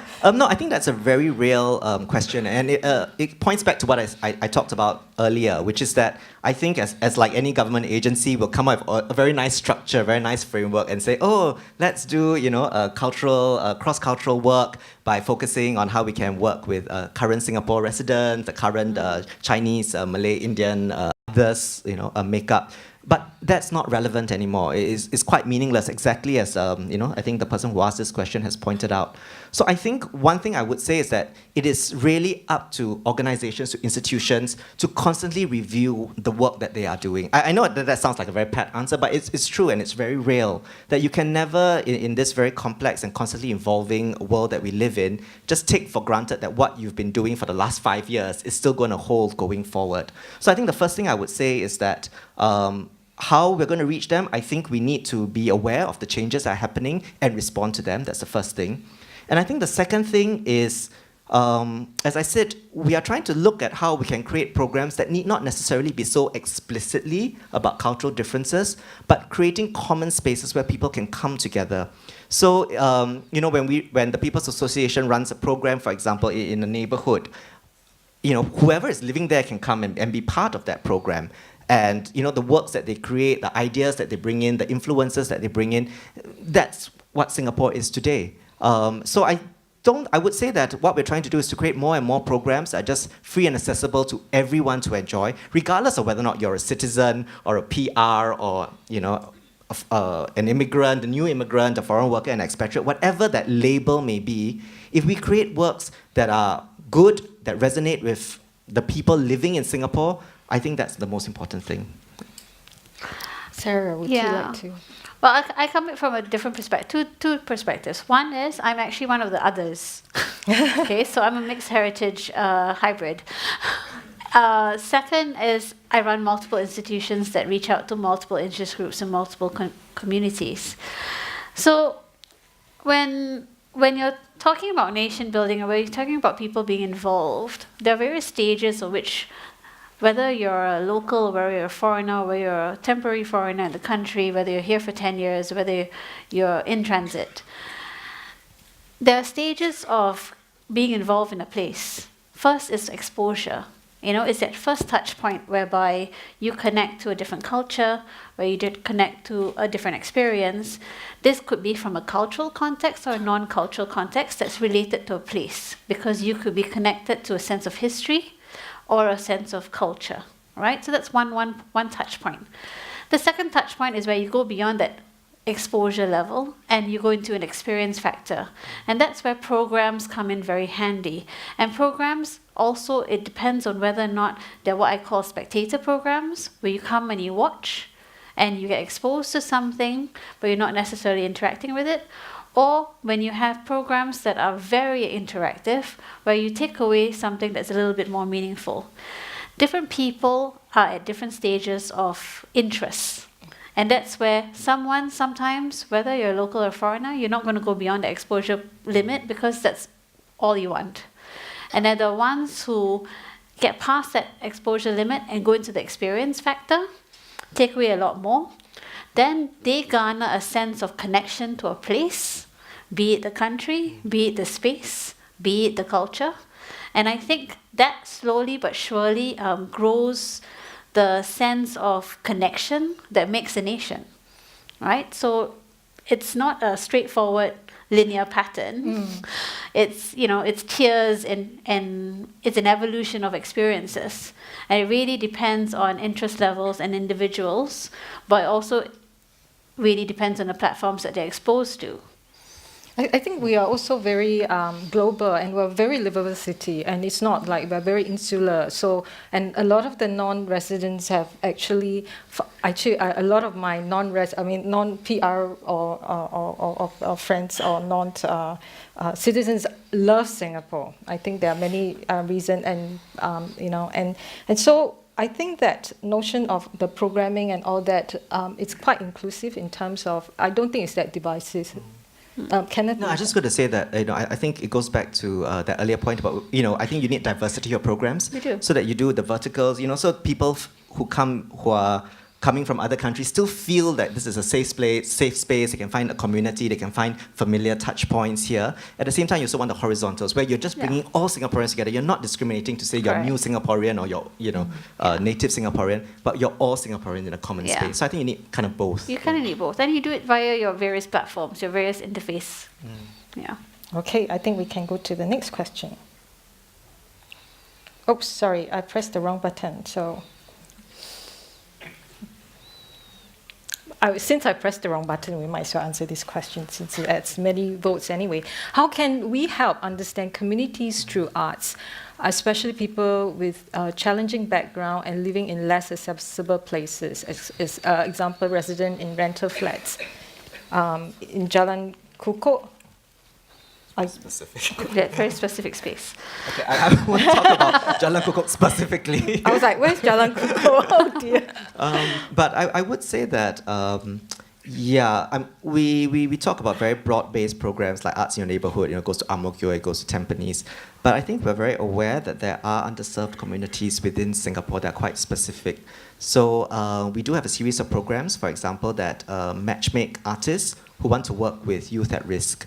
So they may be working in youth centers, in shelters, in homes, because these are artists who really believe that the arts can transform lives. And I know it sounds like cliche, but I'm speaking to the converted here, so I feel safe saying it. And so they want to go in, and I think what we have tried to do is to do that matchmaking, but more importantly, create opportunities for training programs, because many of these artists have the good heart, they want to do good with the community, but they may not have the specific skills to work with at-risk youth, particularly. So we try to create specific training programs in different areas, so that's one. I think so youth at risk. The other one as well is people with disabilities. So the NAC has actually been ramping up our efforts to engage with artists who want to work with the disability sector. So we have an annual Arts and Disability Forum. Again, we have various grants for artists who want to work in that sector. And working with wonderful partners like the British Council and the Singapore International Foundation. Because I think increasingly we know that whatever the Arts Council wants to do, it's not just about the arts. It's not just about NAC working with artists. It's really working with the entire, all the different government, public and private agencies to build that whole ecosystem.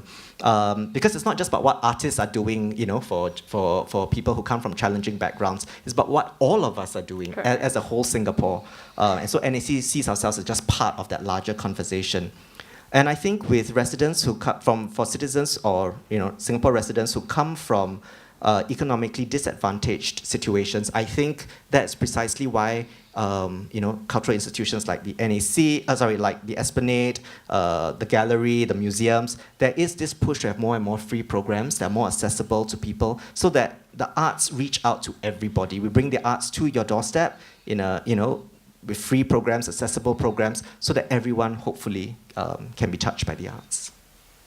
I think like NAC's Arts in the Neighborhood, if you actually look at the programming, it has really, really good programs. So if you have not gone to one of those, please go and join, because I had a look at that, and it's wonderful to have people who actually program very deep and meaningful programs for. And in fact, I think we worked with Shophouse & Co. this year, so yeah.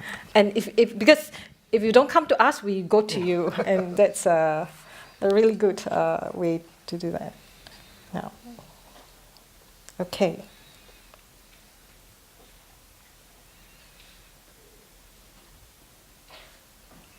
The next question: arts can unify, but also divide. Artworks can also critique societies. Do you think it is fair to say that arts unite when the men on the street are largely ambivalent to the state of art? Any one of you would like to? Any one of you would like to answer this? I'll throw it to Kenneth first. How come I always? Yeah, you're better at this. Okay. Well, I'll try my best. And like I said, knowing that you were, yes. let me step in at the last minute. I actually think that the conversation is changing in Singapore. I don't know whether people will agree with me that.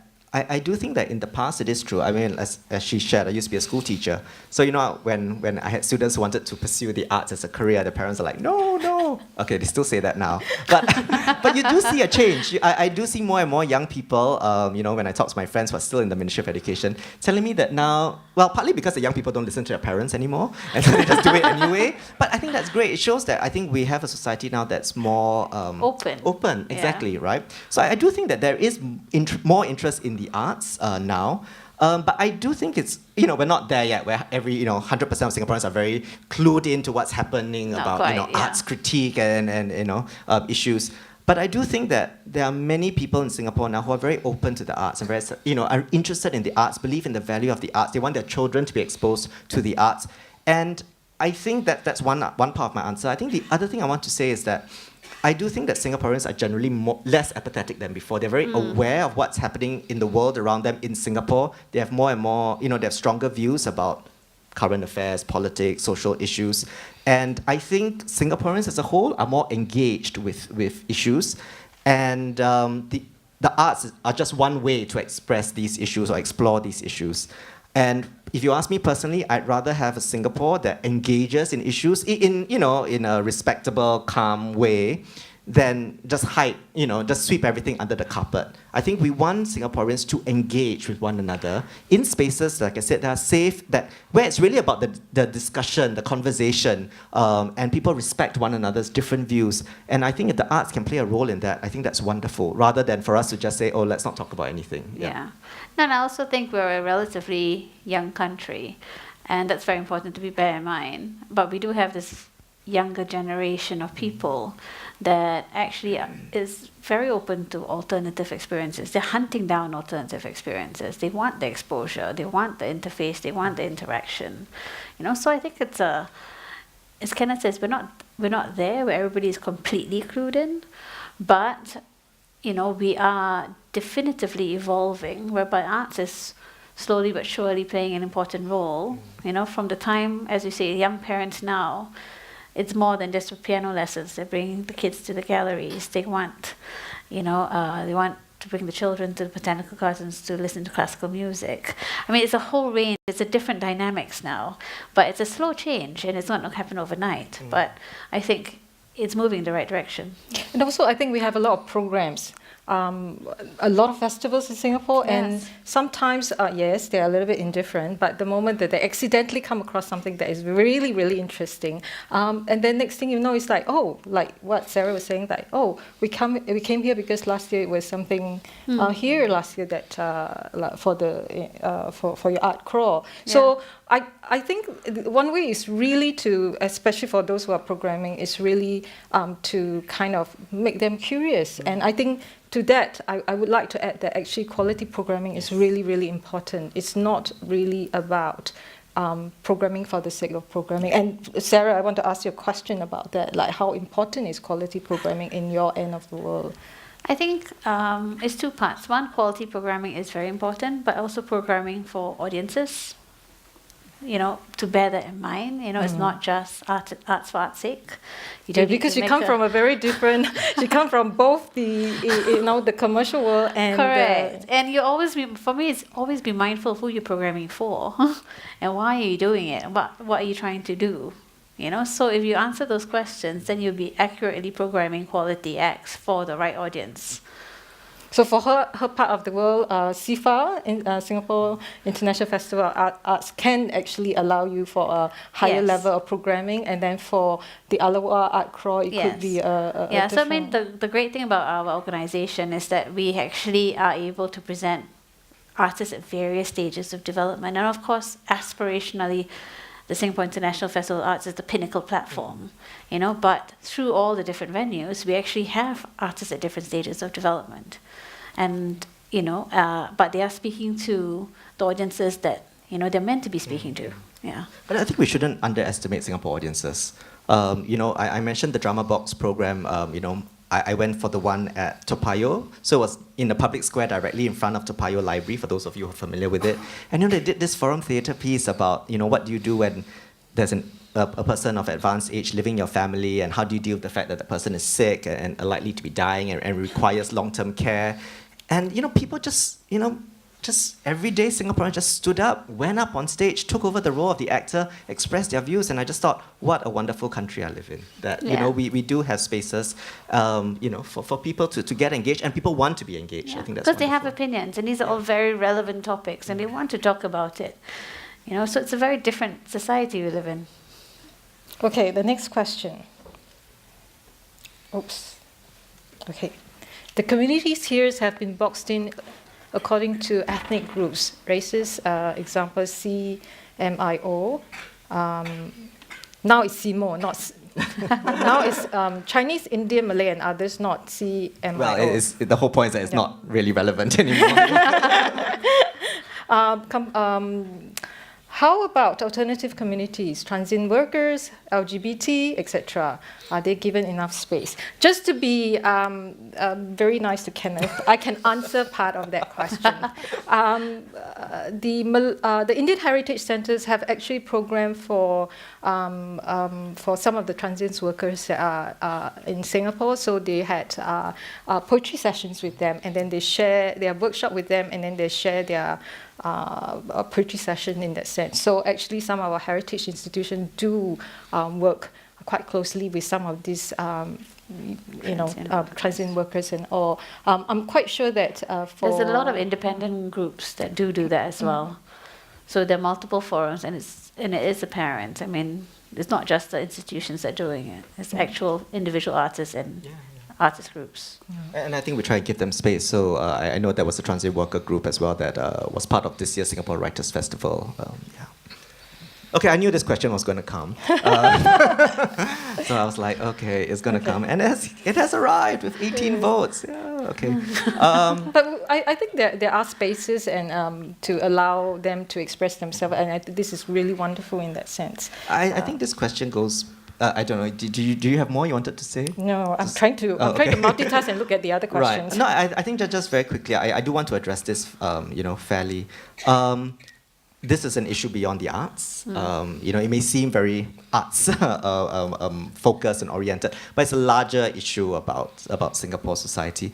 But I think what I would say specifically about the arts is that from the National Arts Council's point of view, it's that if you want, as an artist, to create your work, then you create your work within whatever laws and guidelines that are in Singapore in terms of licenses, etc.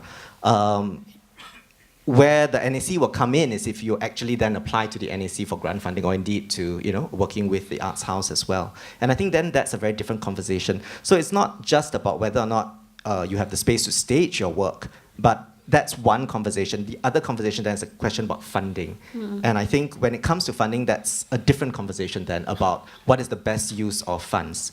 And do you use funds to reach out to as many, to support work that brings people together or divides them? Do you give funds to work that appeal to a very niche, small group of people, or to as many people as possible to make the most of your money? And these are conversations that, again, I think there's no easy answer. And I think those of us who have been in the arts and cultural sector over the years will see that conversation changes in Singapore as well. Certain things that wouldn't have been allowed 10 years ago may be allowed now. Maybe certain things that were allowed 10 years may not be allowed now. I mean, these things constantly change, but that's what societies do. Societies evolve, societies change. And I think that, for me, it's part of that journey, rather than a single answer that I can give, I think the other difficulty is KPIs. Really, at the end of the day, what is really the KPIs? Have we changed from a more quantitative to a more qualitative? And can we afford to have more qualitative? I think the NAC have done more qualitative, we're trying to advocate do that, for that, which we really love that. And so we have to do more so that the rest of us can, follow suit. There's a question for the next question, because it keeps changing the number of votes. And I'm like, oh, okay. All right. Oh, okay. This is a question for Sarah. So that Kenneth will say that I'm not bullying him. Yes. And I can drink water. Please drink. Creating programs, supply at the Arts House. Could Ms. Martin talk more about creating demand, and if there are plans to reach out to non-arts community in the precinct and right across the river? Okay, so this is specific to the Arts House. We're not necessarily creating demand per se. I think that's not the right thing. What we're trying to do is build communities of interest.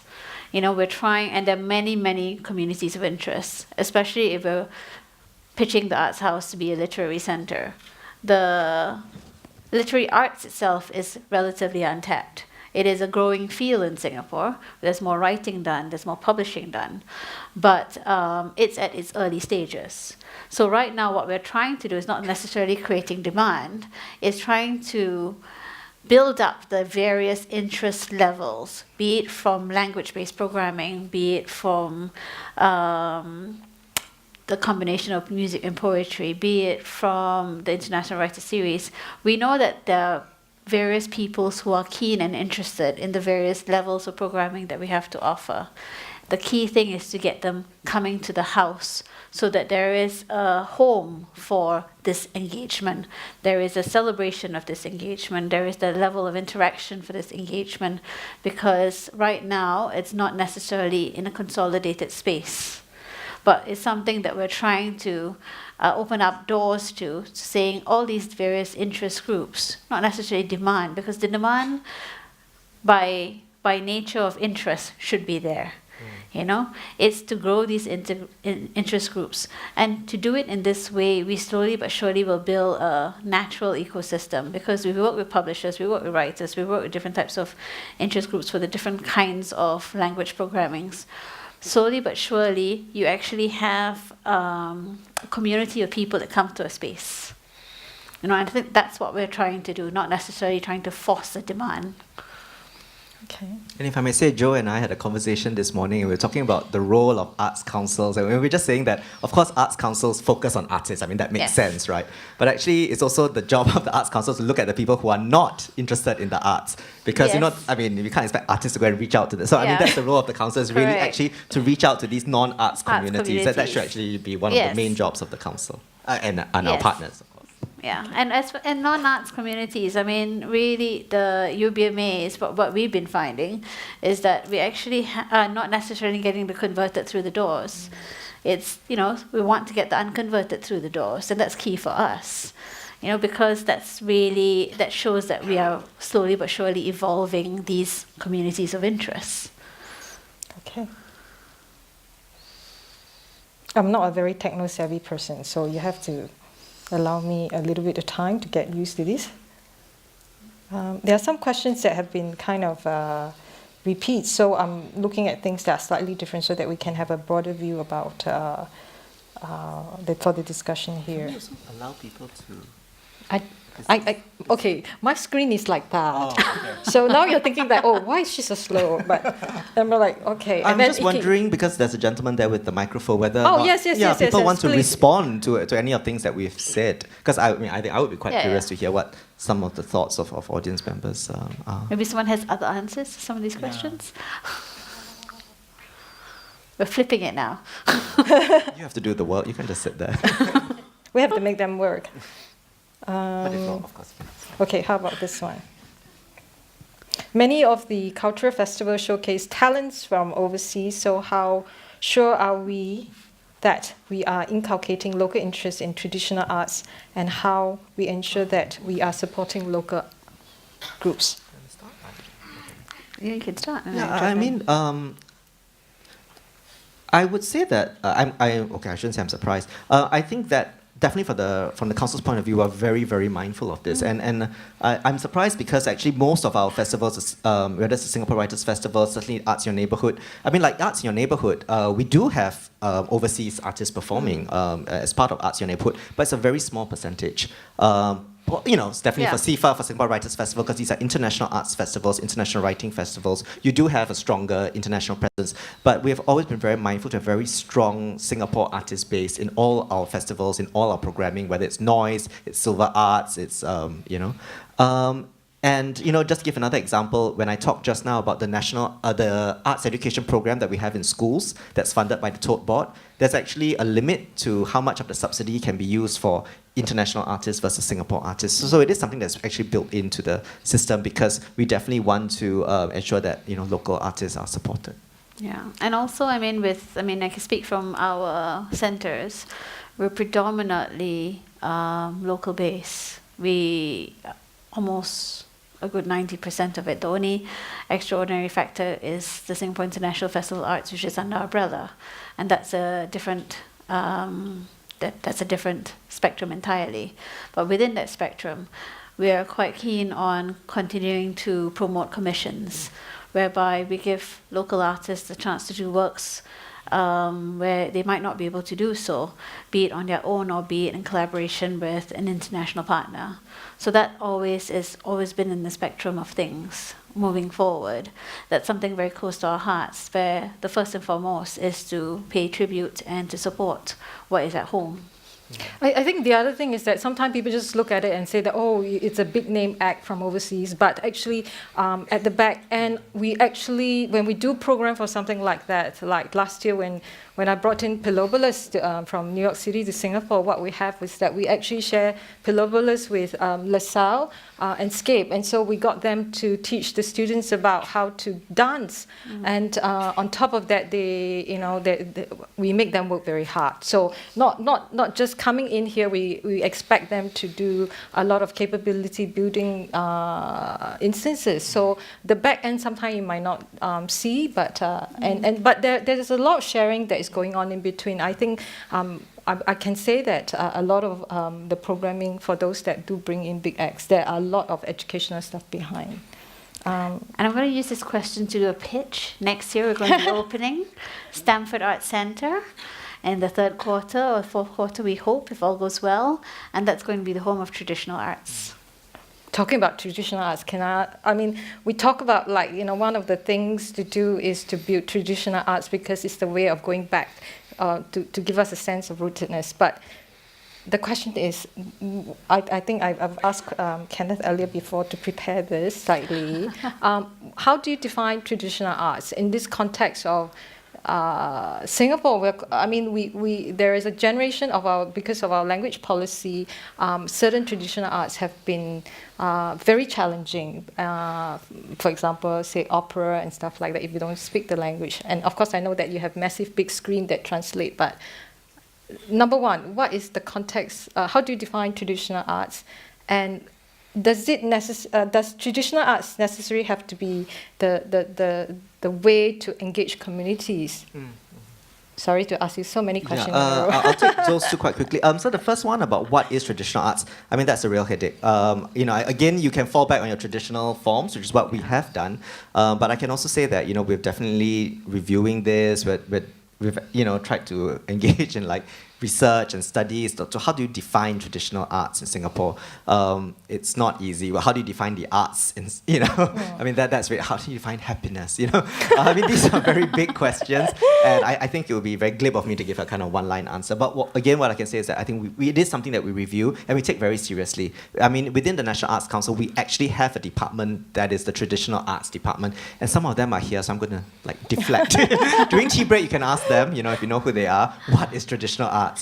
But frankly, we have that problem of what is theatre, what is dance, even what is visual art. So, I think the whole point about the arts is that it challenges us to forces us to ask these questions. So I think it's a very real question, so thank you for raising that. I think the second one is also very important, and something I was very mindful of when I gave my presentation was that when I talked about the role of the arts to bring communities together, to build cohesive communities, I didn't want to just say, oh, it's what we do in traditional arts, because the whole idea of the arts and nation building goes beyond sort of just talking about different cultures and different ethnicities. It really is about bringing people together in different ways. And I think that's why, for me, it does need to go beyond traditional arts and cultural arts groups. The role of the arts in building communities, can be in various forms. And even if it's arts groups doing work that, you go to the National Gallery, you see all these amazing artworks by Singapore artists over the decades. Correct. And it tells the Singapore story. It tells us who we are as a nation, who we want to be as a nation. So for me, yes, there's a cultural, traditional arts aspect that we need to look at, but it has to go beyond that if we're talking about trying to build, a nation together. I think the issue with going back to traditional arts is also it is quite problematic I was distracted by last 5 minutes. In terms of, I think a lot of traditional art practices are quite kind of in that community level, and it does not have the same sort of, there are few. Yeah, I would disagree, because I think that there are really some traditional artists in Singapore, which do amazing work in and of themselves, but also doing amazing work, bringing in contemporary influences in. I was recently in Adelaide, and we had Sound Ensemble perform as part of the Australia-Singapore Arts Group meeting. And they're incredible. They are trained in traditional Chinese music, but they bring in all these contemporary influences, and it's incredible. And they tour internationally because the level is very high. So I do think that there's, I think what you're saying, there's truth in it, but I do also see that, I think with the kind of there's talent... an evolution the kind of talent and creativity of Singapore artists have, it's been and great. it's across all, be it music, dance, and theatre, and it's all its various forms. Traditional arts, there is an evolution. It does not stand still. So I think it's probably quite extreme. So it's really, you're very good or you're not so good. But then if we want to cultivate this to be something more mainstream, then where in your end we help both. I think you're right. I think there's a space for arts that are very mainstream, they're very broad, they're accessible to everyone, and then there are. It goes back to your point about diversity, right? And then you also want artists and arts groups creating work that's very exciting, it's really at the pinnacle, so people get excited and very proud and national pride. So, and I don't think it's either or, I don't think it's one or the other, and I think you're right that there are many different types of artists, different types of art being created. And there's a growth of semi-professional groups nowadays. So they have gone beyond the community level. They're not quite established, but there is a growth of that middle band. And we want to support them as well. Yes. Okay. I think this is another question. Arts and culture is tied to nation building and identity in NAC's mission, it seems. How relevant is this today, and how relevant would it continue to be? Very relevant. We are part of the Ministry of Culture, Community and Youth. And precisely, so that whole sense that it all comes together, building a community, building culture, is all very much intertwined. In fact, I would say it's even more relevant, precisely because, as I said, Singapore society is evolving more and more. Expectations and demands of Singaporeans is changing, it's increasing, and I do think that actually the role of arts and culture is more relevant today than ever before, precisely because there's something very ambiguous, fluid, open about the arts that I think lend themselves very well to the complex age that we are living in. So, yeah, I do think that it is very much tied to national building identity. And I think Singapore is still a young country, as you said. And I don't think we're there yet. I don't think we can stand out and say, oh, this is Singapore X, Y, and Z. I think we're still finding ourselves. Yeah, we're very complex, so it's not going to be this is the one thing. Yeah. And that make it really, really interesting because it's not, there's many varieties. Anybody on the ground would like to ask any questions, say something? Anybody? Oh, okay. I will start looking at, I think we still have time for one more question, I think. This is a Sarah question. Okay. Yes. Besides activating the district and encouraging visitors to Kampong Glam, how was Aliwal Arts Centre's productive for the artistic resident of the centre and precinct? What was the feedback like? Well, actually, the residents of the centre were very pleased because they have got access to audiences they normally would not have access to. So we have everything from contemporary dance troupes down to an opera group in the centre. But, they had a diversity of audiences during our activation period. People who were just curious. And that goes back to my thing about exposure, right? It's your first touch point, and then you get to the experience factor. So the residents were quite pleased because, one, we took them out of the building to the community, so they did the performances in the area. And then second, they had various people that they normally would never connect with in their spaces as well. So that's on the residents' part. The precincts were very pleased. The One Kampong Glam Association, the shopkeepers who lend their venues, were very intrigued by the notion. They were very excited about it because actually the shopkeepers in the area are very proud of the identity of Kampong Glam, and to have Kampong Glam put on a spectrum whereby it's completely showcased, it was really a point of pride for them. So on multiple levels, it's actually a very good project for connection and connecting people. And the feedback overall was quite good. But as we say, we're not there yet. I think we still can be a lot more involved in our interface with them and their interface with us. So I think the journey's not ended yet. I know that time's up, but one question to both of them before I let them go. We have to make them work for their money. What do you think we can do better? I mean, we have spoken about success stories, and do you think that just maybe one sentence, what can we do better to better connect with the communities through? Very candidly, I think that one of the things that the Singapore arts community, and that includes the NAC, needs to improve on is actually maximizing the opportunities that technology affords us. I think, it's a bit of a cliche, but I do feel like, we're not quite maximizing it for gathering data, for creating artworks that are really pushing the boundary, that are reaching out to all kinds of different communities and people of different interests in Singapore. I think that's something that the artist community needs to explore more deeply, and that's something that the NAC needs to support artists to do so and arts groups to do so. Yeah. Thank you. Sarah? I think that connection with audiences can be stronger. You need to figure out why you're doing and who you're doing it for. I think that's a key question when you're creating work. You cannot be in silo.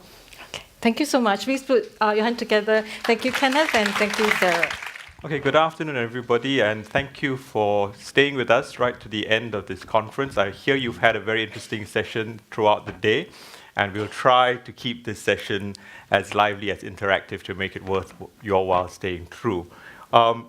You have this very distinguished panel. I'm not going to take a lot of time to reintroduce them to you because they have been introduced throughout the day.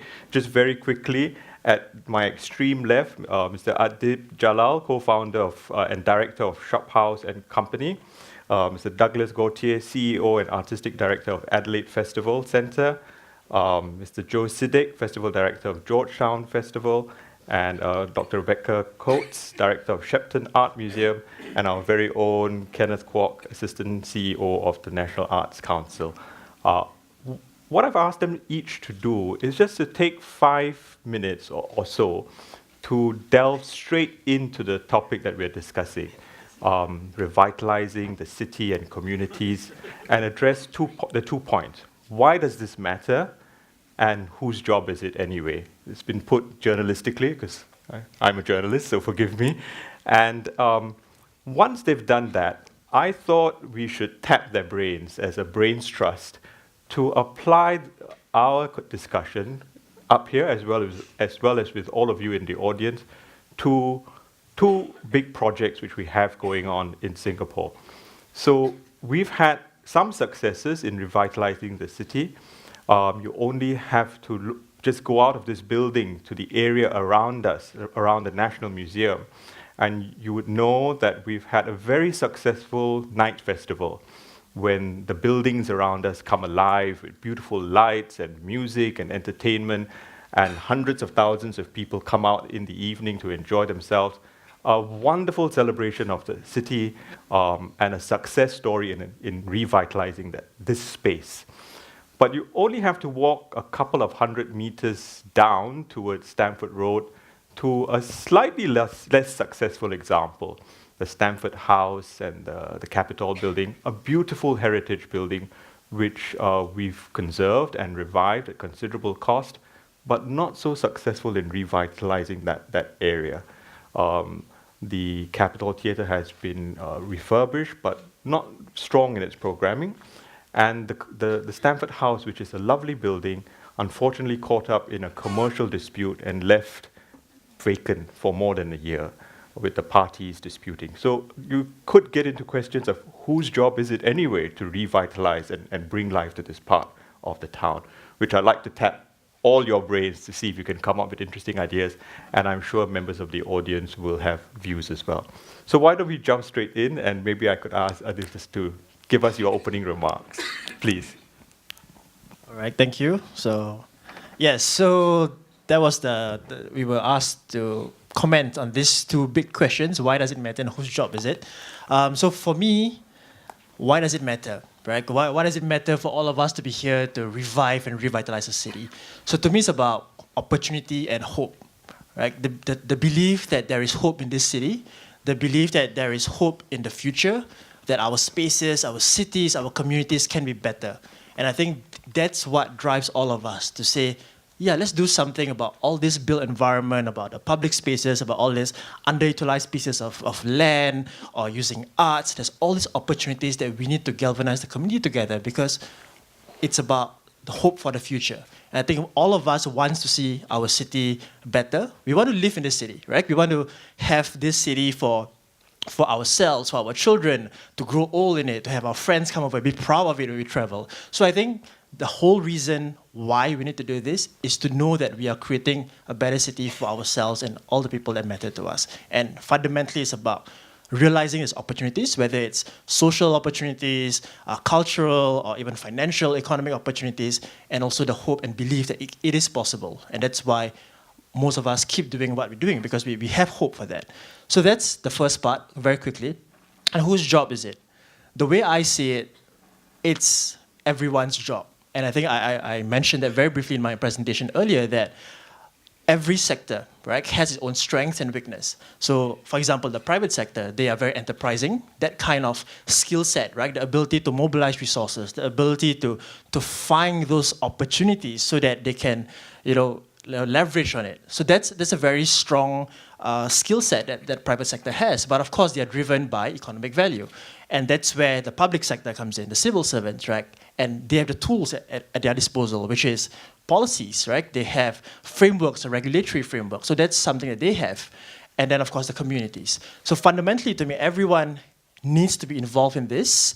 And it's really not one person's job. I think, and especially for myself, although earlier when I shared, I see myself as the facilitator among everyone.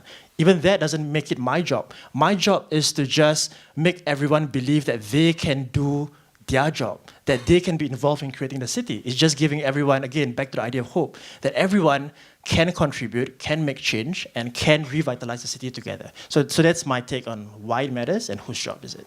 Okay, Yep. Everyone's job to build a city with hope. Everyone's All right. job. Douglas, please. Thank you. The first part of the question, I'll just say I think it matters. That's it. It matters. But the second part, let me give. It's best perhaps if I talk real examples that I've dealt with it, and they're in my city of Adelaide.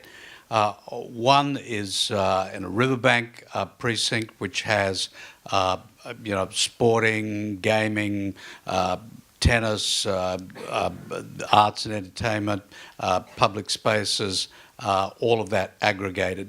And the other one is in our old market precinct, where we're redeveloping an old Edwardian theatre, which was built in 1913. Let me deal with the first one first, down at the riverbank. And, well, whose job was it? Well, I guess in a sense, in terms of the overall determination in aggregating all of those public attractions together in one place, it was pretty much a state governmental decision and a long-term strategy, which was good. But, I was just having a discussion with somebody, some colleagues in the tea break, and I said, well, now that we've actually got all the infrastructure, the job, which isn't particularly good, is that our bureaucrats are trying to tell each of the component parts how to run it. So we've got a thing called a riverbank authority, which tells the sporting guys and the convention guys and the arts guys and all of that, and hoteliers, how we should be marketing and planning and all the rest of it. Well, that isn't very useful, we're finding. Maybe it would be useful somewhere else, but ultimately all of the anchor organisations have a stake in the success of that precinct and attracting audiences and working together from a joint marketing of destination point of view, of scheduling, security, all of those things that make the precinct an integrated proposition to the public and to how we organise and program it. So pretty much what is emerging quite rapidly is that the operatives are banding together and saying to government, hey, listen, by all means have some kind of a precinct authority, but it's a light touch now. We don't need these guys, giving us the four-square treatment and being heavy-handed. It's just not productive. So that's there's an interesting debate going on as to whose job it is. Now, if you flip down to the, about a kilometre away, in downtown in Adelaide is this old 1913 beautiful old theatre. And we looked at it, my organisation, we talked to government, we talked to the City Council, we just couldn't get them moving on it. And so the building next door came up for sale. And so I couldn't get anybody to move. And finally I turned around and said to our foundation, which is our private fundraising arm, I said, why don't you buy it? And that will kick the whole thing into touch. And it's indeed what they did. And so once we were able to buy the building next door, show the initiative, and that we had enthusiasm and interest in redeveloping this theatre, getting the traders in the restaurant precinct which sits alongside it, understanding that we were going to use it for big-scale commercial productions, getting the producers, the national producers and people like Disney and Paul Dainty and other groups in our country that tour big commercial work, and they were clear that they would bring this if we upgraded this theatre to a 1,500-seater and turned it into a destination, then suddenly we were cooking. And so in that case, I would say it was our job. And ultimately, government came in with some of the money and support. But, we did motivate and drive, I think, our organisation as an anchor organisation and venue, did drive the appetite amongst the operators in that precinct, primarily markets and restaurants, to say, yeah, this would be a great thing to have. So they're our biggest advocates now, and in a way, I think it's going to be a really good team process as we go down the track. Thank you, Joe. Okay, I'm going to localize my answer about Penang and how the city centre has been revitalised naturally by more than the government. Government had no control over it. The shops sprung open, it became a tourist thing. I think it does matter who's doing it and for what motive. Normally it's money, it's commerce. If it's driven by commerce, it's really, really dangerous because residents are put out, the use of space becomes an unnatural use. So I'm really skeptical about how it's done, who's doing it, what is the reason you're doing it, and the job is everyone. I mean, residents should have a say because they live there, especially in inner city Georgetown, where people live there and suddenly you can't pay rent anymore and you have to move out and it becomes an unnatural boutique lane or thrift gift shop road, you know. So I like places to be revitalized. I love it. It's gentrified in a nice, controlled way or managed way. But it's the danger of revitalization in places like Penang or old cities that are very fragile is that it's uncontrolled. It becomes commerce-driven. Money is the main motivator, and even governments have no control when people buy up and turn whatever they want in the inner cities. And I think the job should be everyone. Everyone should have a stake. Residents, stakeholders should have a say in what happens to my area, rather than just leaving it to the hands of city planners who think, okay, let's gentrify it, let's turn this into a tourist attraction, and let's bring thousands of people in this very sensitive road.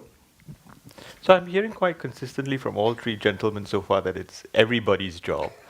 But is there a danger that if it's everybody's job, nobody's doing anything in particular and nobody's directing this in any particular way, shape or form? I thought this was going to be a bit of a worry because we were all agreeing. That's why I'm trying to be contrarian here. Yes. I think that's a good question. I think someone needs to take a lead. Someone's got to put their head above the parapet, and someone's got to stand up for what they believe in, because it's not always an easy road.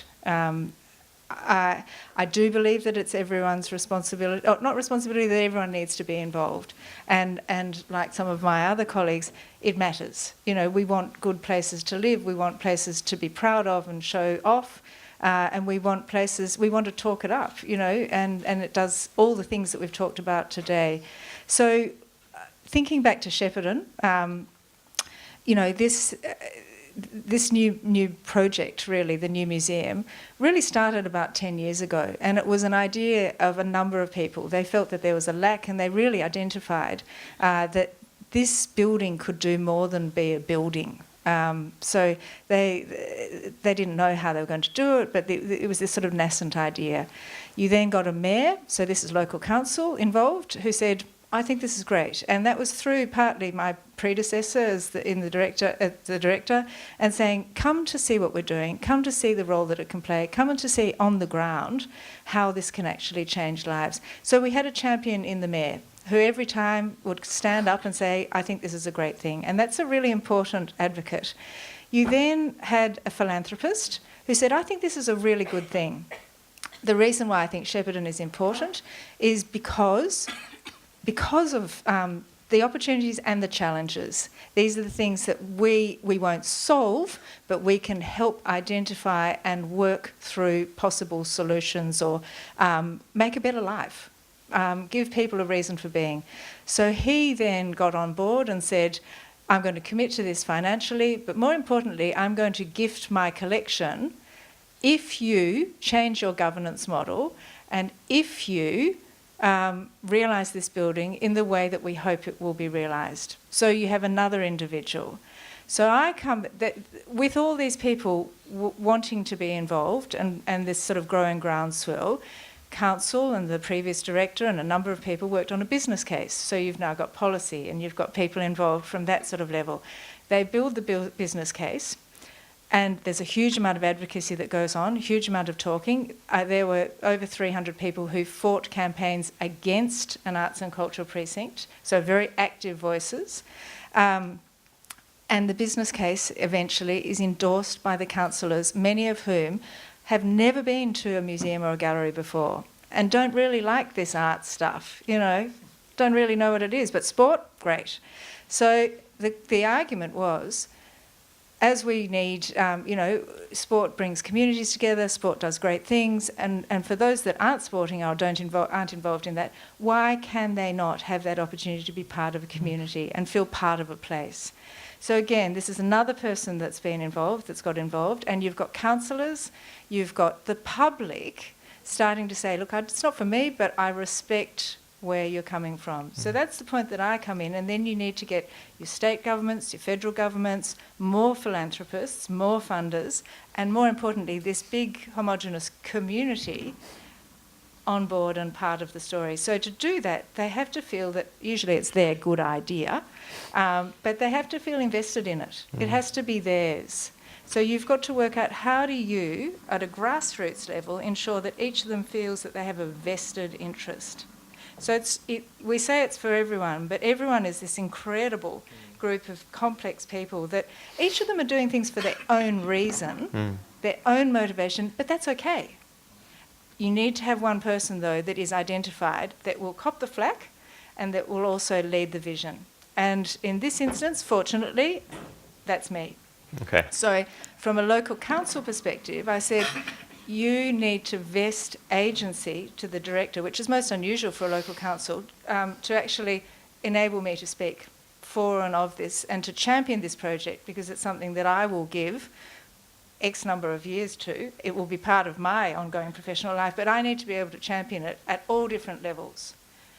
So that's another thing for a local council. They weren't used to doing that, but that's something that understanding the need to get that message out and to bring people along was so important in It's for Everyone. It's everyone's responsibility. So that's a long answer to a short question. So a catalyst for change and a champion to get behind it, and then someone to continue articulating and pushing it forward. And I always say I have marvellous collaborators and conspirators. Okay, always helpful. It's something that you can't do on your own. Okay. It's a team effort. I've got fabulous staff too. They're young, they're really keen. Some of them are my ex-students. And they've moved to Shepparton to be part of this. So that's really exciting, because as young professionals and professionals on their own career paths, they want this project to actually inform part of how they develop, that they will take through their lives too. So I said, as in terms of Shepparton, this museum becoming a major stepping stone for young professionals as they move through their arts and cultural life. And we all know that having worked in certain institutions with certain people, you take those relationships with you for the rest of your life, and you don't forget them for good and for bad. And I think that's really important. Okay, thank you. Kenneth. Okay, thanks. I'm just going to give a short answer, because I think, I obviously echo a lot of what has been said already. So just 3 quick points from me. I think the why does it matter? As Douglas has said, I think, we all know, that's why we're all in this hall right now. But if I have to articulate it, for me, it's about the sense of possibility. So similar to your idea of hope. We want to live in a Singapore where people feel that things are possible. I think when you have that optimism in yourself and in your community and in your nation, that's what makes you excited to stay in your own country, and you have that excitement about it. And I think the other important one that's also been said before is the idea of ownership and communities through the arts feeling that I have contributed to making this place home. So that's the first one. The second one, whose job is it? Again, agree with all of you. It's everybody's job. One of the things that we're hoping is that more people will believe in the value of the arts and buy more tickets to shows, be the ticketed audiences that our artists and arts groups need for sustainable growth. Volunteer in the arts, do front of house, be docents at the museum, and donate to the arts. And I think that to speak to your question about, who's going to sort of nudge these things, I think one thing we're very mindful of is that if it's already happening on the ground organically, great, let it happen. But where I think someone needs to step up and sort of nudge things along. So if I can just give one example with regard to private donations. So I think the ministry felt that more could be done to encourage more corporations, more individuals to give to the arts. And that's why a few years ago we started the Cultural Matching Fund. So for every dollar that's donated by a member of the public or private organization to an arts company, the government matches it with $1 back. And the feedback from the arts groups have been tremendous, that it has really moved the needle for them. And so, I sort of take the point that, you sort of, if it's everyone's responsibility and we just just say, oh, everyone should invest in the arts together. Sometimes certain signals still have to be sent out. And I think, in Singapore, reality is that many people do look to the government, to sort of lead the way. So I think there are certain things that the government can do to kind of nudge things along. The second one. Then the third one is to your question about specific areas in Singapore. I think just to say that, I grew up loving Orchard Road, as I'm sure many of us did. I was the era of the Centre Point kids. And, was it Swing Singapore where they would shut down the streets and, you have the mess party. Yeah, so you all know how old I am. And I think for me, what I would say about Orchard Road and my views about Orchard Road is that I don't go to Orchard Road anymore because as I grow older, I don't do much shopping anymore. Some of it's online, some of it is just, I know what I want, I go to that shop and I buy it. I don't really browse so much anymore. And so if I have anything to say about Orchard Road specifically, I feel like that stretch is kind of synonymous with one thing, which is shopping. Rightly or wrongly, it's perceived in that way. And I just think that nowadays with spaces, it needs to be multidimensional. So I think any space that just offers one lifestyle experience, it is going to be hard to sustain. So if I look at something like, Georgetown, I go there because it's not just the arts and culture, it's also the food, it's also the history. You go to spaces that provide you with a total experience, and I think that's what people are looking for now. Okay. Hold that thought on Orchard Road, because I did suggest to the panel that I wanted to make that an example we could discuss, because we have been talking about what we do to revitalize and re-energize Orchard Road. But we'll come back to that in a minute. So interesting thoughts about possibilities and hope and finding the right people to champion and push a community to embrace it and collaborate to enliven it. But let's take the example that we have just in this neighborhood. I've been writing about this neighborhood for more than 20 years. I went to school here, so it resonates with me. And we've seen the attempts, huge debates about whether to conserve Stamford House as opposed to other buildings in the area. So it's something that I feel very strongly about because the state put in enormous amounts of effort and energy to conserve the building, to invest in it. The commercial entities came in they bought the plot, they redeveloped it, unfortunately got into a commercial dispute and couldn't agree amongst themselves. But there are disamenities in the building being left unused and derelict, and the area around it isn't enlivened, and it's a missed opportunity. So from all you've said, could I use this group as a live brains trust to say, what can we do to move this real life example forward? What would you recommend to all our folks here? 2 or 3 ideas from your experience that you've applied in your respective communities that might turn this around? You should answer first. Oh, yeah. Doesn't.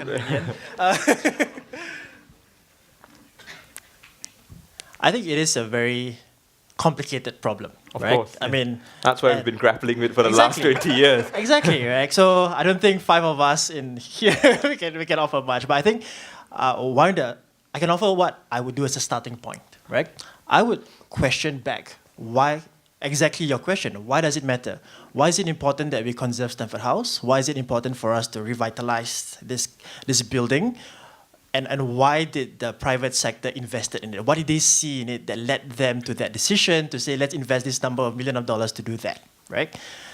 That is a good starting point. Then let's find out about the other people. What are the hopes and dreams of all those people who has attached memories? Like you said, you grew up in this area. You have your own memories and aspirations for what this area should be or could be, right? I'm sure there's a lot more people out there that has similar ideas. I think that would be a good starting point. And we say, okay, they are still embroiled in this battle. We can't do much on that, sure. But then, given these aspirations and given what we can change, what's the one small win that we can do, right? If you say, there are some, maybe the public streets, they're not lively enough, right? This boundary, that's private property, so we can't cross that. But this public stretch, it's under URA, LTA? Okay, sure. Let's work with them, right? And we have the ground, because the ground was aspiration. So let's work on what we can do and have that small win. I think when we have many small wins, for just putting out there, right? The private sector might just say, hey, what are we doing? look, these guys are doing it. We are missing an opportunity down here. Let's get our things sorted so that we can get into this game and all of us can work together to make it work. So there's a lot of stuff that we don't know. I don't know, but I think that'll be a starting point to understand why, what drives everyone. And you mentioned you hope that there's all this stuff, right? Let's tap on that. And small wins, I would say that's a key first step for us to do it. Yeah, maybe the rest might have some other ideas. Rebecca? Well, I don't know the building. I don't know the circumstances. Other than that, of course, I got to. Yeah, but look, it just seems to me, as I said, with one project for us in Adelaide. And I'm thinking back to some other projects in Hong Kong I was involved in. It needs, I think from what you're saying, it needs some individuals with passion and commitment to this and energy and some clout and to get it and sort it out. Maybe some private sector support. I mean, maybe Singapore Press Holdings ought to come in with some public philanthropy and sort it out. I don't know, but sometimes you got to grab the cat by the scruff of the neck and really, go for it if you believe in it. Okay. Your turn. I don't know the building. It's not a Sounds building. like It's actually a whole precinct. Yeah. It's not just a building. Yeah. What does Singapore need, I think? I think you need to think, like, what do you all need next? Well, you have the Peranakan Museum, you have this, you have that. What else do you all need as a precinct? What's missing? What's a missing jigsaw piece? Then I would start with that. What's not there? What's missing is a space that you need, rather than create something that you think of out of the box. I would think, what do we need a new space for? What? Doing what? I think Ms. Martin mentioned traditional performing space. That's right. Yeah. Do you really need that? Do you not already have something like that? So I would start with that. Like, do we really need it? What is it for? Okay. Rebecca?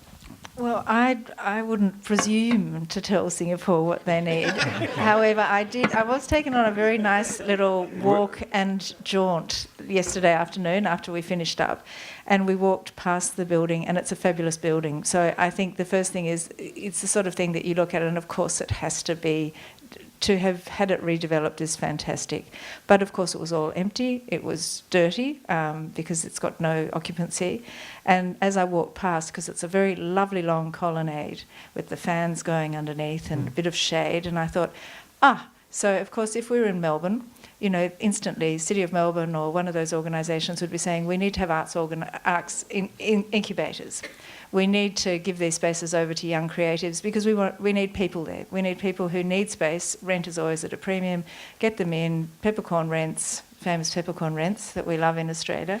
But get them involved, get them lively, get people moving in and out, part of their lives, and some sort of hybrid, not all parts of creative arts.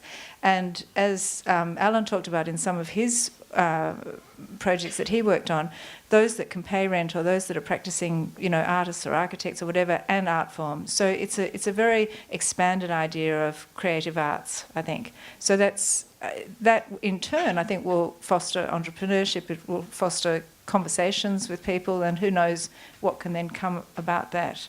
We then walked through, and we were looking for some young Singaporean designers.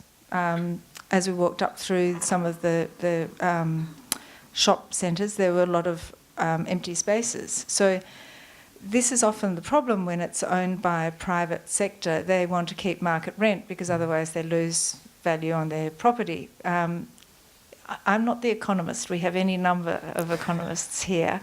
But there seems to me there has to be some way that we can get private sector and these sorts of opportunities happening, because the more people that are using this on a daily basis, the less it's going to feel like an empty shell.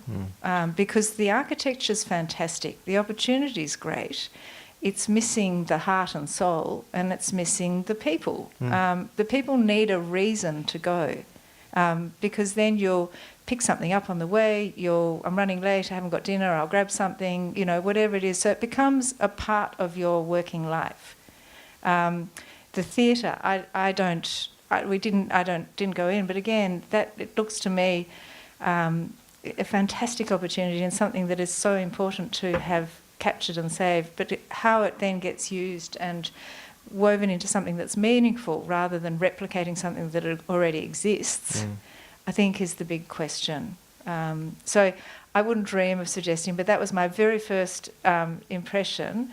We all think that food is the saviour. And you know, in regional Victoria, if you open another cafe, another one closes. So is there a saturation point? Is food the answer to all of our, you know, beliefs in revitalising? Or do we need to think about these spaces and opportunities in a just different way? I think we need people, and I have total faith in people. People, I was thinking very early on, we also need to allow for a little bit of anarchy, I think.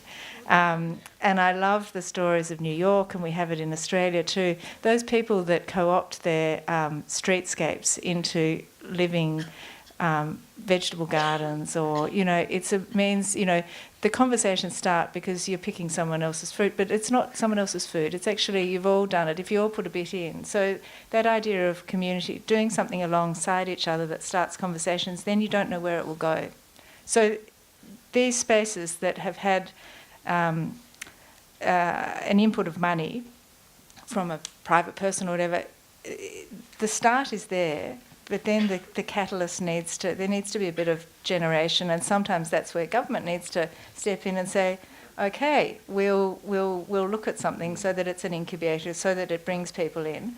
So that again is this partnership I'm talking about.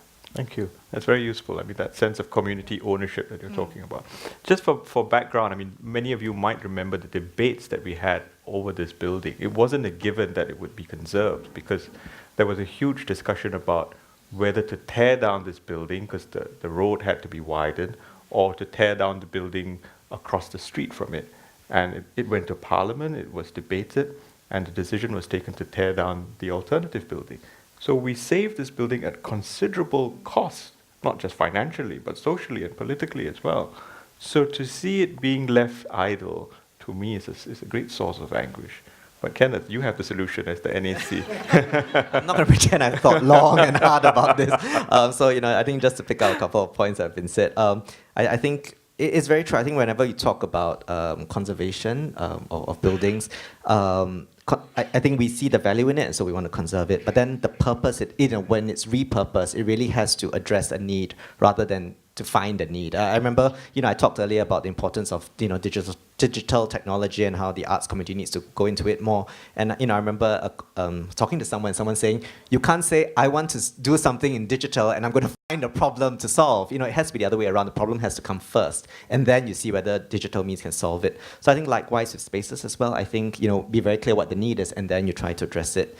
I think the other thing about community is very important. You know, where Stamford House is located, there are actually a lot of very important neighbours. You know, you've got SMU in the area, substation. You know, so I think there's lots of possibilities to involve the neighbourhood, the communities, the other venues and places around Stamford House. Then the third thing I wanted to say was, actually, I'm always very struck, and, you know, I'll be very candid, when I walk along Capital Piazza to head towards the National Gallery, for example, you do actually see quite a clear line. You know, Capital Piazza looks a certain way, attracts a certain crowd, and then right next to it's Peninsula Plaza, which attracts a different crowd as well. You know, if you go at night, for example, you know, you'll see, you know, the migrant community, for example, just sitting on the roadside, having their meals, playing the guitar, or whatever. And it's always struck me that there's this sense of a community in that space, but it's one that's, I don't know whether it's not defined or it's too defined, you know, that there's almost an invisible line that's being drawn. And so for me, this whole question about who is the local community, who are we trying to engage? And it goes back to a question someone asked during my presentation just now. You know, when we talk about reaching out, you know, through the arts to the people, who are the people? You know, is it just Singaporeans, well-heeled Singaporeans shopping in Capital Piazza, or is it everybody who's contributing to Singapore, including the migrant workers? Yeah. Okay. So some interesting ideas there, getting the community involved, making it not just commercially driven, but giving young people or practitioners an opportunity to get involved in enlivening that whole precinct. Can I come back to your earlier points about Orchard Road, because that's something we've also been debating in this city. It's our premier shopping belt. We've got good traction in the region of people coming here. It brings in tourist dollars, but also a lot of competition from other countries. So there has been discussion about what to do with it, how to enliven it, and we've tried many things. Changing street flows, changing pedestrian walkways, building underground tunnels. Got some progress in that, but maybe not as much as we might. We've tried different art forms, processions like the Chingay. The marathon was held there last week. Fashion shows. What else could we be doing in real terms, based on your experience in Melbourne, in Adelaide, in Penang, that you would recommend? And in Singapore, we're very open to suggestions from all around the world, so please don't hesitate. Yeah. Yeah. We should go the other way around now. Yes, okay. You've talked about it. I don't know that I'm the right person to start off with. I'm not a shopper. So really for me to go to somewhere like that, there needs to be something more than shopping. It doesn't have to be purely shopping. No, but I think that if a place identifies itself too much with one thing, that has the potential to disinterest others that don't go for that reason. I think increasingly as we are, shopping online or doing things online, the whole purpose of the shopping centre and the use of that is going to is changing. But could we not introduce elements of community spaces where other activities could be brought in? I think I'd be careful of artificially inserting community spaces, because you hope that you're going to activate it, and those that organically, giving it a kickstart to organically develop in its own way. So it's a bit like you were saying, you can't say, I want a community space and then therefore it will work. And often throwing money at the problem is not going to solve it. I mean, I think this happens all around the world. In Melbourne, they've had this sort of main centre thoroughfare open, closed. It's now it's closed again, and one of the most successful experiences of that streetscape, which has trams going down the middle as well, and it's the large main sort of shopping area, was when they put plastic, the fake grass, all the way down and enabled people to reimagine it as a park. And they put some crates out. They didn't do very much. One of the artists said, I just want to envisage that as a green space. What would the potential be as a green space? And people responded to it in completely different ways.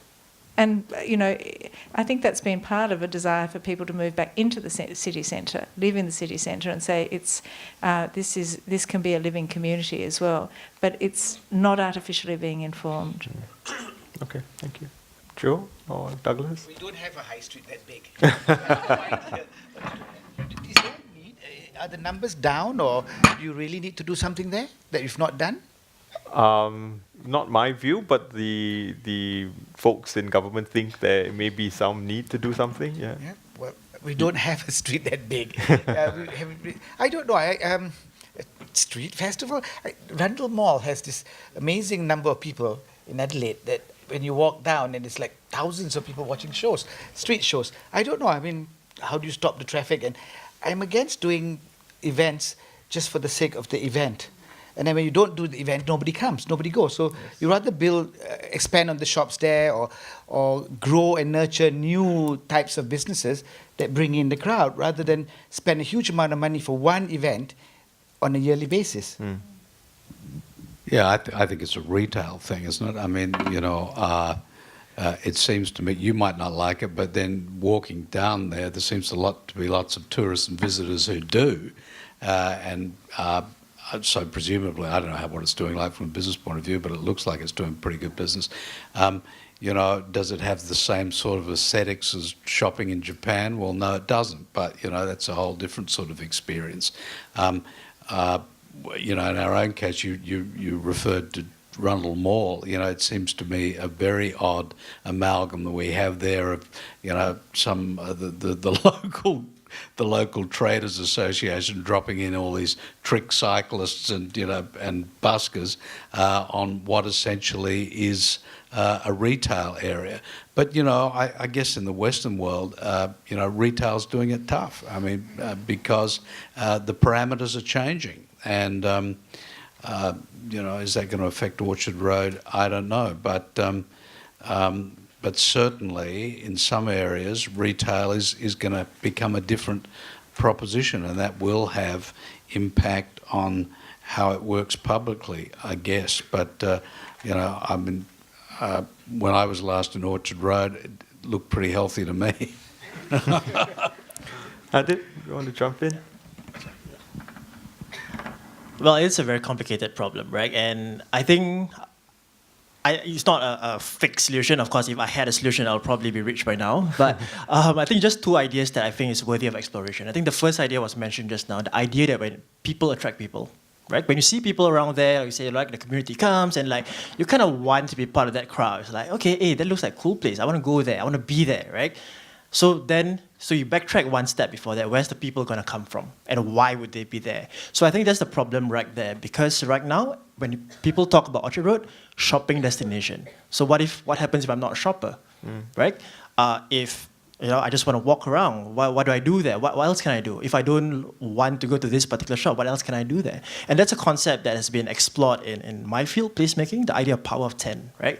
That you must have at least 10 things for you to do.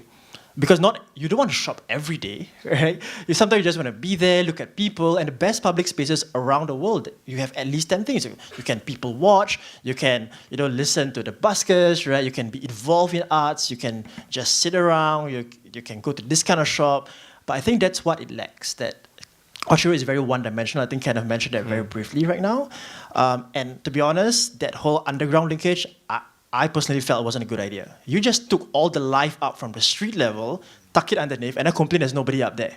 I mean, like, yeah, right? So it's like, I think there's like counterintuitive action, because we want our street life to be vibrant, right? I mean, a lot of architects will say, your first 2 stories are the most important. You want to see things when you're out there. So now if you look at the shops there's nothing to see. You have all this glassed up. You got to go inside the shopping mall. It doesn't spill out. So I think back to that concept that we need to allow a lot more things, diversity, to happen along the street. That might be something that we need to look at. How that's going to happen? Whose job is that? Yes, that's another question. That question, yes. That's another question altogether. So, I mean, it used to be a lot more multidimensional. You used to have a lot of, there used to be a hawker place right in the middle of that stretch, right? And there used to be bookstores and cinemas, and rather than just high-end shops. But whose job is it to get it to be multidimensional? I mean, you say rely on the people, but there's only so much that people can do until someone kickstarts the process. Yeah, so maybe I think now is a good time to tackle that question, because you brought it up just now, right? Like, does that become nobody's job then, right? So for us, I mean, back to my experience as a consultant, right? Usually somebody initiates that process, and I think that's has been shared by a few people in the panel. But let's be honest, the person or the organization or even government agency that initiates it cannot sustain it forever. Right? So there definitely has to be a champion to start that process, but there needs to be a conscious decision to build a framework so that the rest of the people can be brought on board that process. I think that was mentioned again, right? Everyone is to contribute. We all agreed on that. But if that champion feels that he or she is being taken granted for, that he or she has to do everything, all the resources, that's it. It's not going to last, right? And that guy will just burn out, and the whole idea and the whole process will just fizzle out, yeah. So I think that is the challenge. How do we then build the capacity for various people to step up and take the initiative? What's the framework? How can we help everyone have that, that hope or that aspiration that, okay, I can start something, I can bring everyone along with me. I think that will be a challenge for any placemaking or revitalization project, actually. Yeah. Let's draw in the questions from the audience at this point. Anybody want to jump in and make? Can I ask a question? I'd ask a question of the Singaporeans, and that is, so what do you all think about the placemaking at Sentosa over the years? What do you think about that? Yeah.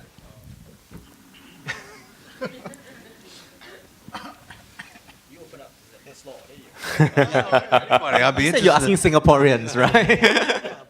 Do you like it? Do you like Sentosa? Is it good? Show of hands. How many of you liked what we've done in transforming Sentosa? No one. Nobody likes it. Nobody likes it. How many dislike it? Okay.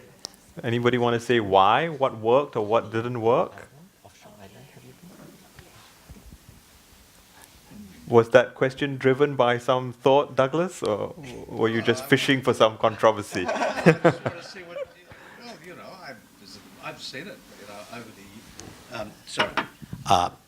I think I first visited Sentosa back in about '78, so it was very different then,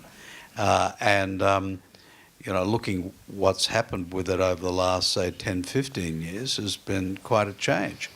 Now, I realise, I guess to a large degree, it's aimed at visitors, but not entirely. I mean, there's residential, there's all sorts of things out there. But clearly, there's been the hand of the private sector and government, and it's a place-making exercise on quite a large scale. So I'm just wondering what the locals think of it.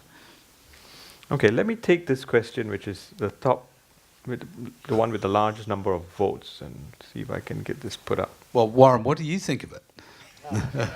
What do you think of Sentosa? I compare Sentosa today with the way it was 10 or 20 years ago, and I think it's a lot more vibrant than it used to be. It's making use of that space so that more people get to go down and use different aspects of it.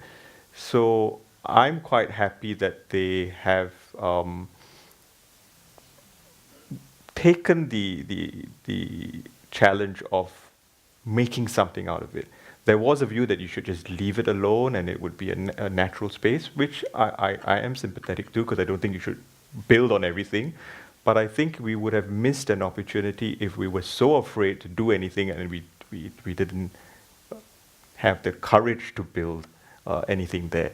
I would have far preferred if they had built the Frank Gehry proposal, because I think that would have been a stunning building which would have attracted a lot more visitors to Singapore and put us on the world map, but that's a different point altogether.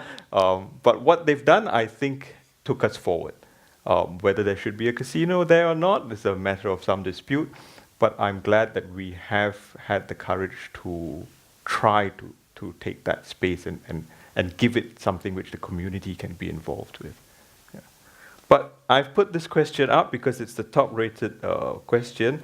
Is there a galvanized effort for interagency to work together, or do you think that different agencies work in silos but are pursuing similar projects, example, the Night Festival and the Civic District Outdoor?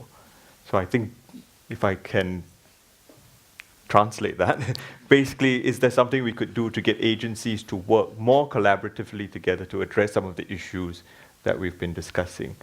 Who would like to take a stab at that? Kenneth? Yeah. No, I totally agree with the idea, that the sentiment that we should be working more collaboratively, and obviously there are many people from the different agencies here.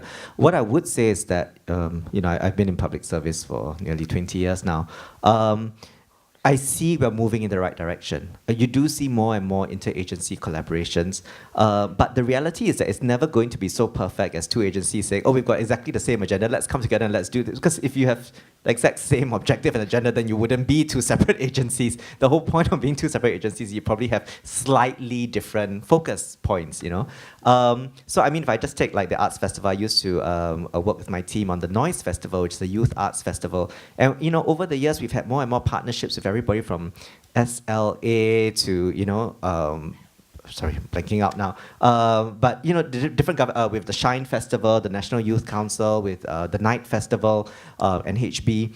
And, every time there's that collaboration, there has to be a little bit of tension. Because like I said, otherwise, you would just be the same person. And I feel that tension is actually good. Because then you spar, and then you actually say, oh, this is what this could achieve. This is what I want it to achieve. And then you talk it through what would be the best way to make this work, and achieve both goals, or perhaps you need to sort of reorientate it or whatever it is. So I actually think we're moving in the right directions, not completely there yet, but I don't know if we need to be completely there. I think you still need a bit of friction. Yeah. What about, how does it work else in Australia or in Malaysia? How do you get agencies to come together and focus energies? I think sometimes the time just has to be right. So, there are often a lot of people doing good things at a speed that means that the conversations don't really happen. And I think this is where opportunities such as this are actually quite valuable, because it's the conversations as much as that happen in the session that happen around the conversations, or I'm doing this or you're doing that, or perhaps we should discuss, or perhaps it might be interesting. They're the really valuable conversations. So trying to find time that you can have that unstructured conversation is where often you can, in an informal way, collaborate or break down those sort of silos or differences. I think that there's a will to work together. I think often it's just the speed and the pace and the amount of work that you just have to get through that means that you are often working in isolation. To be really successful, there does have to be a sort of coalition of a number, because that creates the momentum. And that's sometimes where it generates a real interest around a project, or it gets it talked. People start to talk it up, and it's not that you're doing anything differently. It's just that it becomes the zeitgeist, or it becomes the moment where there's a real buzz about it. People want to, and then the ball starts rolling of its own volition. So someone's got to push, but suddenly there gets that momentum. Douglas? Well, I always like outcomes more than processes, and of course it's important to have collaboration, but there are times, I think, when it's important that it's understood which agency should be the lead agency. Otherwise, it becomes everybody's job and nobody's job, and you get gridlock. I think understanding that dynamic is important as well. Joe, did you want to jump in? Yeah. I think it's like sailing an armada. Somebody has to captain the whole thing, but you sail on your little boats or your thing. It's very hard to get everybody to work together everywhere, anywhere. People have different goals, different wish, different agencies have different priorities. It'd be great, an ideal world, if everybody will work together, but a captain, like we mentioned earlier, that somebody has to champion it. Somebody has to have a vision, and we all sail together, and that's that direction. Okay. Any questions from the floor? It's always nice to get live questions. Everyone's very shy, or tired, or both. Let's take this one, 10 votes. What steps can be taken towards identifying the need or missing piece for a space or community? I think someone talked about identify what is needed in the community. Examples of work you personally have done or seen. So have you been involved in projects where you had to identify what was the gap in the society or community that might be addressed?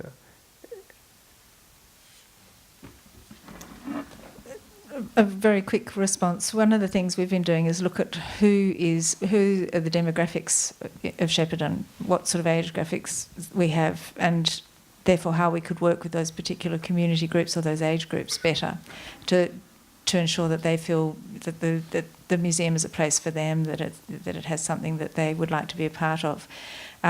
Where there's a growing older generation that often they've lost a spouse, so they're there on their own. They often, when they get older, they feel less confident to go out on their own. So that's an area that is a population area group that is going to grow in Shepparton. And as a museum, how do we work to create a reason for them to be part of it, to give them a sense of reason and living a good life, I think is something that we've been thinking about. Volunteering is obviously part of it. There are a whole series of things that you can do with the architecture of the new building that will mean that it's a space that is more welcoming and comforting. A view outside, for example, is recognised as being, an inside-outside breakout spaces, so that it's not just that onslaught. So there are really good things we understand about architecture that can then help create that. We also we have a quite large LGBTI community that, again, in a regional part of Victoria, traditionally has not been one that's been very visible.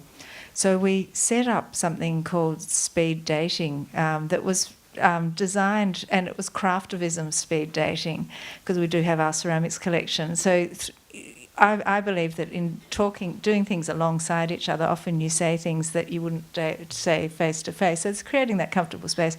It was so successful that we had all these people saying, "I love it. I really wanted something like this. Can we bring our children? Do you only have to be part of a community? Do you have to?" And I said, "No, it's inclusive." But so doing something for one reason has meant that it's actually opened up to a whole range of other things that we hadn't expected.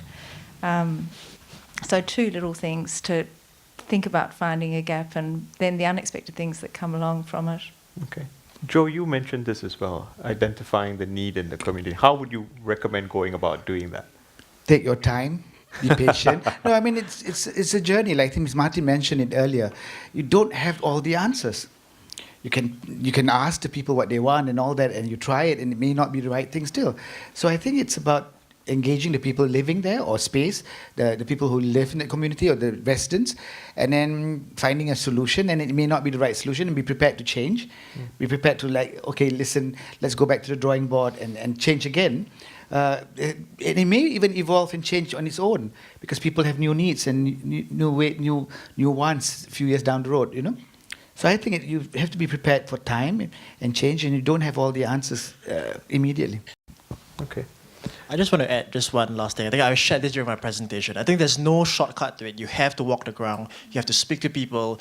You have to not just look at, but really see and really identify what is the issue. And you don't just hear them, but really listen to them. What are the real problems? What are they trying to say in between the lines? I think there's a lot of work that needs to be done. It needs a different skill set, to be honest. And because if not, you will just end up putting something that you think somebody wants, right? And like what Joe said, even after listening and everything, you might not be hitting the mark, and you need to be prepared to kind of adjust it along the way. But again, even that responsiveness is an opportunity for you to listen to what people say about what you've just proposed. I think that the idea of listening and walking the ground, you just can't run away from it. Yeah. So have patience, don't be in too much of a hurry, and pay attention. And learn from your mistakes. Yeah. Learn from your mistakes. Small and be prepared to. Okay, this is an interesting question with 11 votes. Different agencies have been doing large-scale arts or pseudo-arts festivals, and there's a fatigue in the community to consume. Any thoughts? Kenneth, you must have lots of thoughts on this one. Is there a consumer fatigue? Is there a natural point where we say we're doing too much, or we should do something different? Sorry. Okay, we're holding all the microphones. Sorry. Honestly, if you ask me you ask me on like a personal level, and when I talk to my colleagues and partners and all that, everyone says that they feel like there's festival fatigue.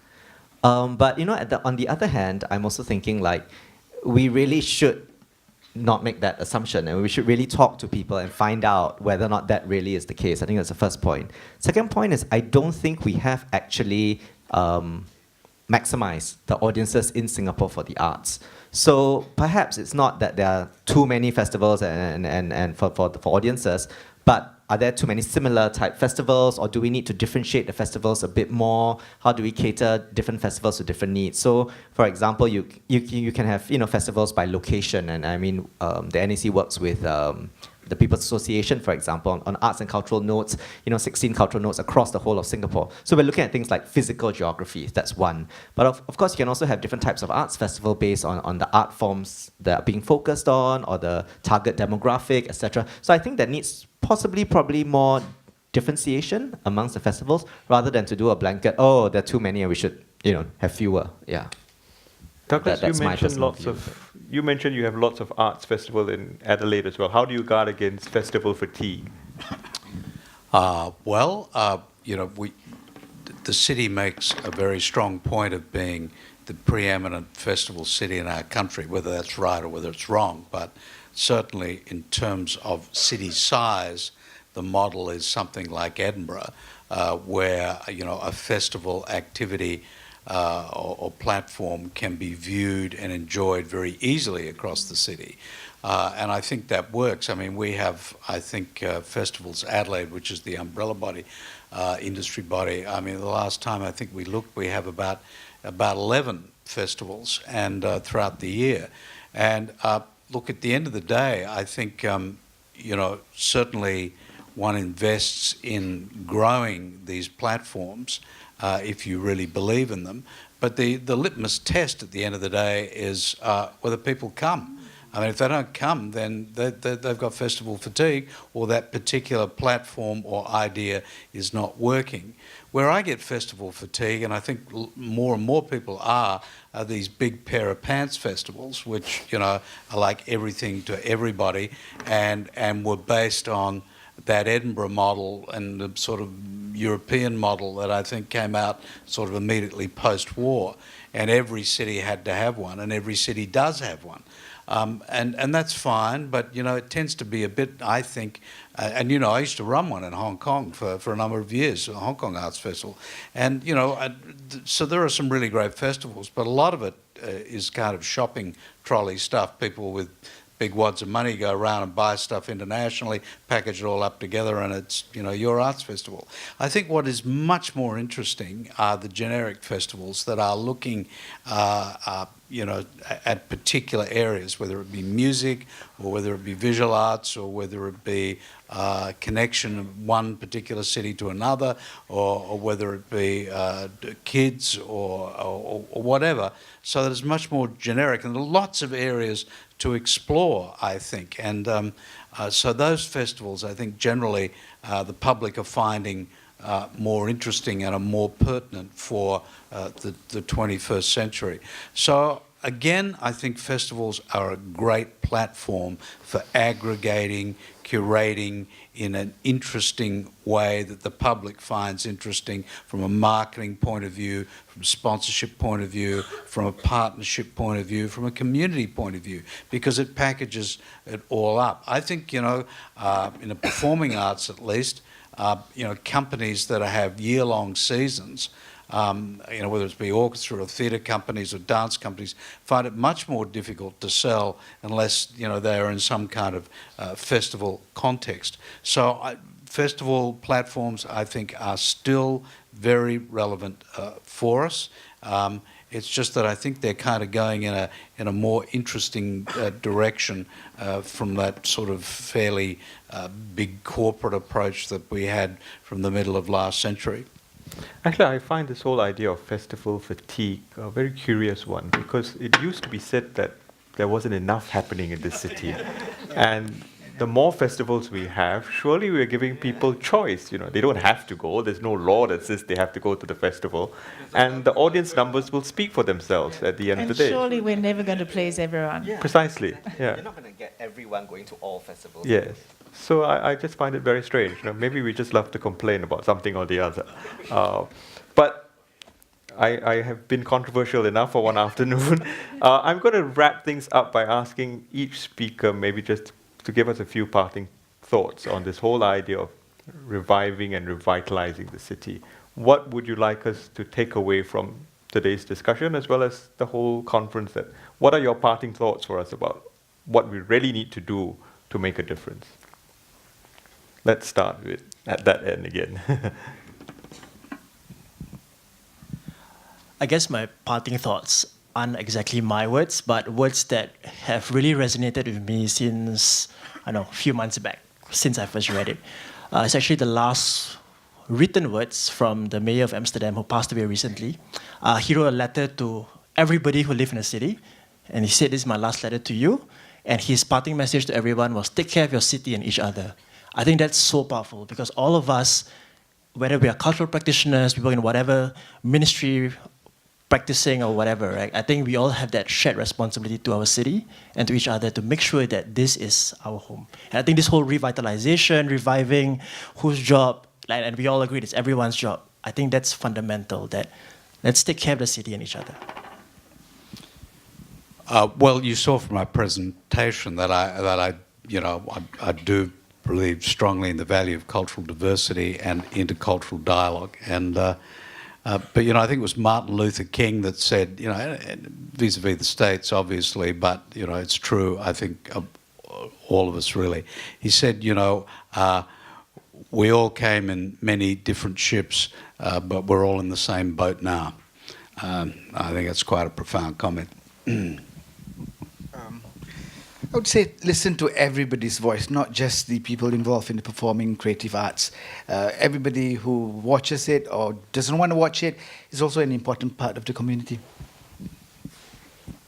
Yes, I think to echo my colleagues, I think we need to listen as much as we need to speak and do. We do need to get involved, whether it's a little thing or a big thing, and not be afraid to take risks. I think for me, it's just, I've always felt like the art's not just about how you think, but it's really about how you feel. And so for me, this whole idea of reviving and revitalizing cities or communities, it comes down at the end of the day to how people feel. You talked about if they feel passionate about a festival, they are going to turn up. If they don't, they're not going to turn up. If you have this activate a space and people just don't feel that there's a need or urgency or a sense of place and home, they're just not going to go there. So I think that the work that we do in the cultural agencies is just so important because it's really about people, it's about emotions, about feelings. That's what makes our job so difficult, but also so rewarding.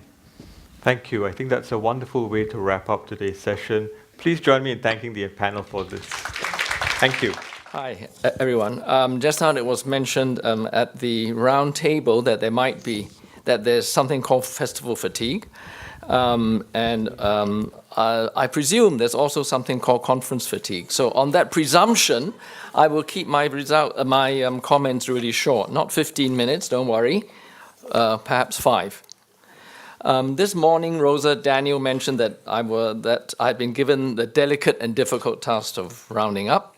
I don't think it's particularly delicate, but it's certainly very difficult because not only am I something of an outsider to all this, but my mind is seething with all sorts of ideas that have popped up through the day. And it's actually not only the speakers, but the panel discussions and the round table. So there's lots of ideas buzzing around, and I find it quite difficult to summarize it all into something that's coherent and something to take away.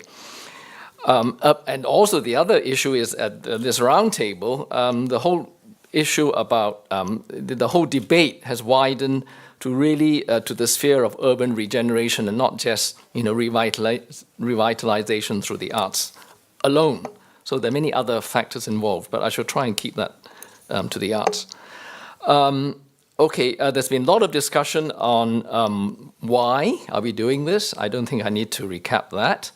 And very good discussions about for whom are we doing this for, so I won't need to recap that. But I would like to confine most of my comments or summaries to how. I think the how is really important. And to start that, perhaps I'll just start that with an observation on the composition of the speakers today and what they've spoken about. So basically, I feel that there's been a very wide range of speakers, many disciplines, and they have also talked about a wide range or scale of initiatives that they have been involved with, and also initiatives of different duration, the pop-ups, and then things which are more longer term and maybe more permanent.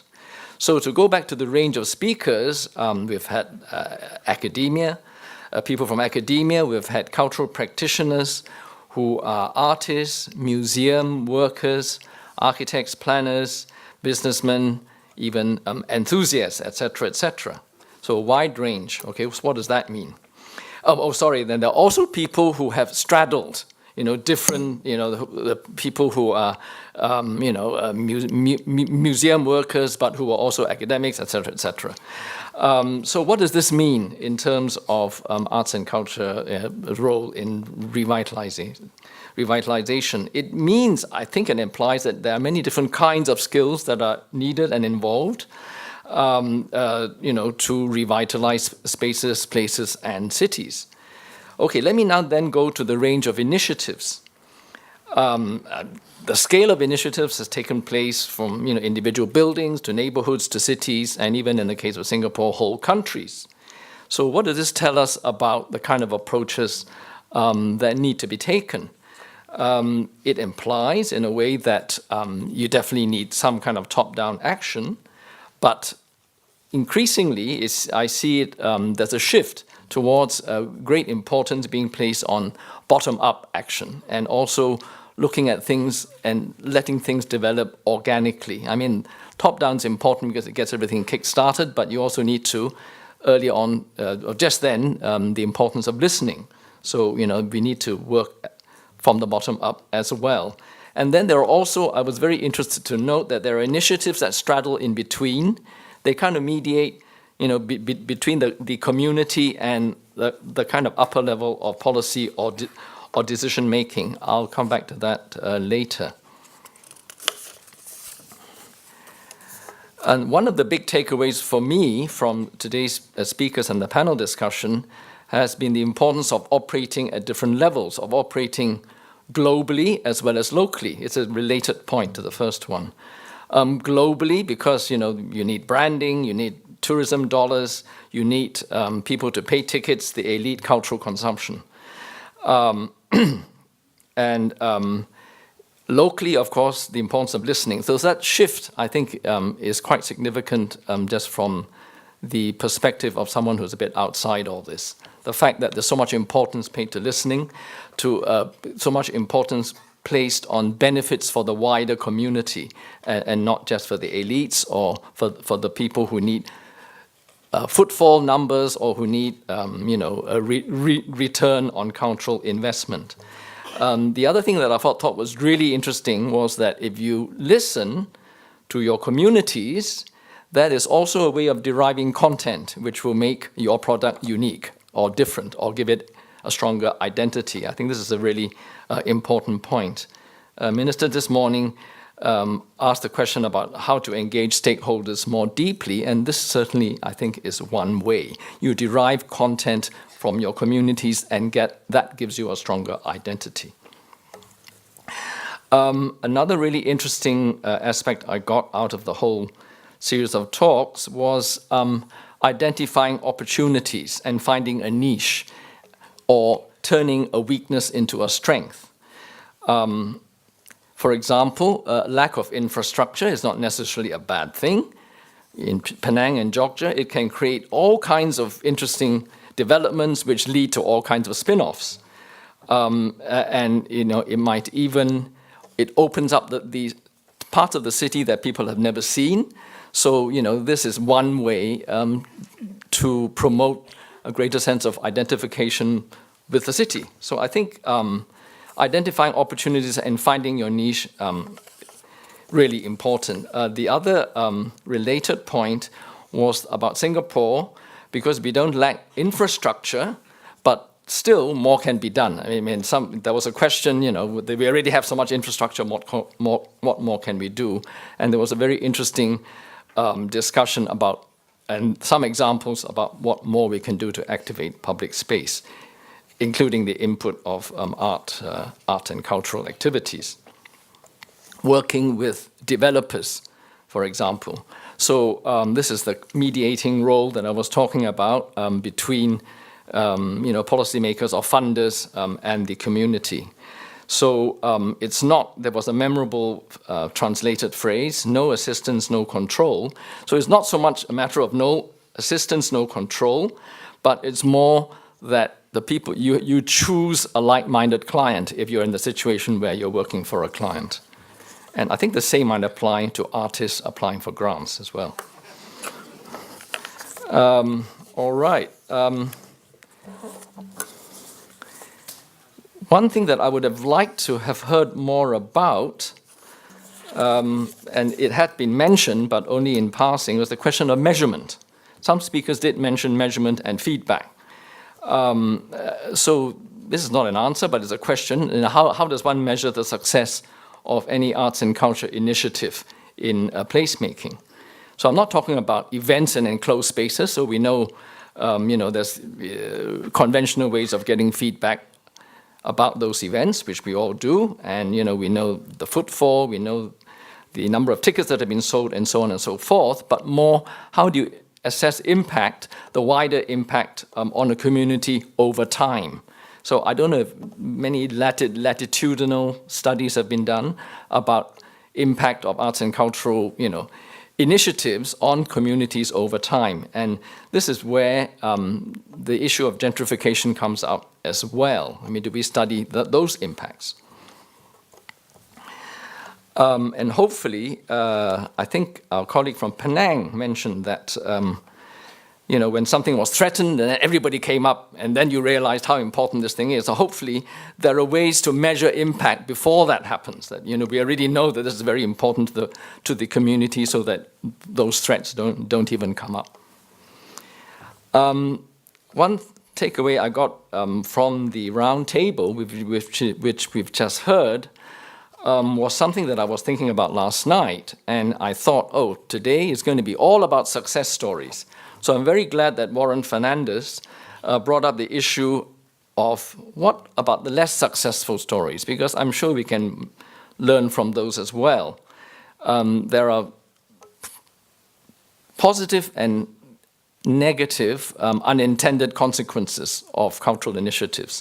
So I think a positive consequences was mentioned in the roundtable, but then a lot of discussion on negative consequences of revitalization initiatives, and not only the capital or Sentosa, but one could include Gilman Barracks. Let's learn more about that and how it has succeeded or not, and going further back in time, Chinatown and what happened there, and why is it not better than it is today. Finally, sustainability. Of course, this is the concern for everybody. And once again, Minister mentioned it this morning. What I found very exciting in the presentations that came up was the importance of catalysts or incubators. I'm thinking of the tramway in Glasgow as one example, and the Jalan Besar project in Singapore as another one, but there were others. And these are where pop-ups happened, and maybe the positive unintended consequences is that something more permanent came out of that. So here, government has a part to play. The private sector clearly also has a part to play. But then we think if something becomes more permanent, even then, that thing needs to evolve in response and in step with evolving communities. And there were many speakers had talked about, how they keep in touch with their communities and how they listen to the communities, because those communities are changing in their composition and their values and so on. So ultimately, I guess it's through listening properly and trying out things and adjusting them if they're not quite right, that you get to this ideal state where there's a high level of ownership by the community of your cultural initiatives. So whether it's in terms of co-curation, in terms of just footfall, in terms of philanthropy, et cetera, there are many different ways of ownership. And I guess only when you get a really high level of ownership, then that you can say that, this initiative is truly sustainable. But having said that, also just coming up in the roundtable, there was also this interesting idea that there had to be a structure. It's all very well to say people have got to own and so on, but there's got to be a structure to enable people to feel empowered to make a difference. So as I see it, to conclude, cultural practitioners' role is to mediate between the many stakeholders, whether they're the policymakers, the private sector, artists, many facets of your communities, to ensure that there's inclusivity and accessibility, and that while at the same time maintaining or raising artistic quality. So, while I thought at the beginning of this, Rosette said I was going to have a difficult task today, by comparison, yours is much more difficult than mine. So today's proceeding, therefore, I feel, is a tribute to all of you, to your spirit, your dedication, your perseverance, and your optimism in working to rejuvenate our places through cultural arts and culture. So somebody mentioned just now champions. So you are all champions, and please give yourselves a hand. Thank you.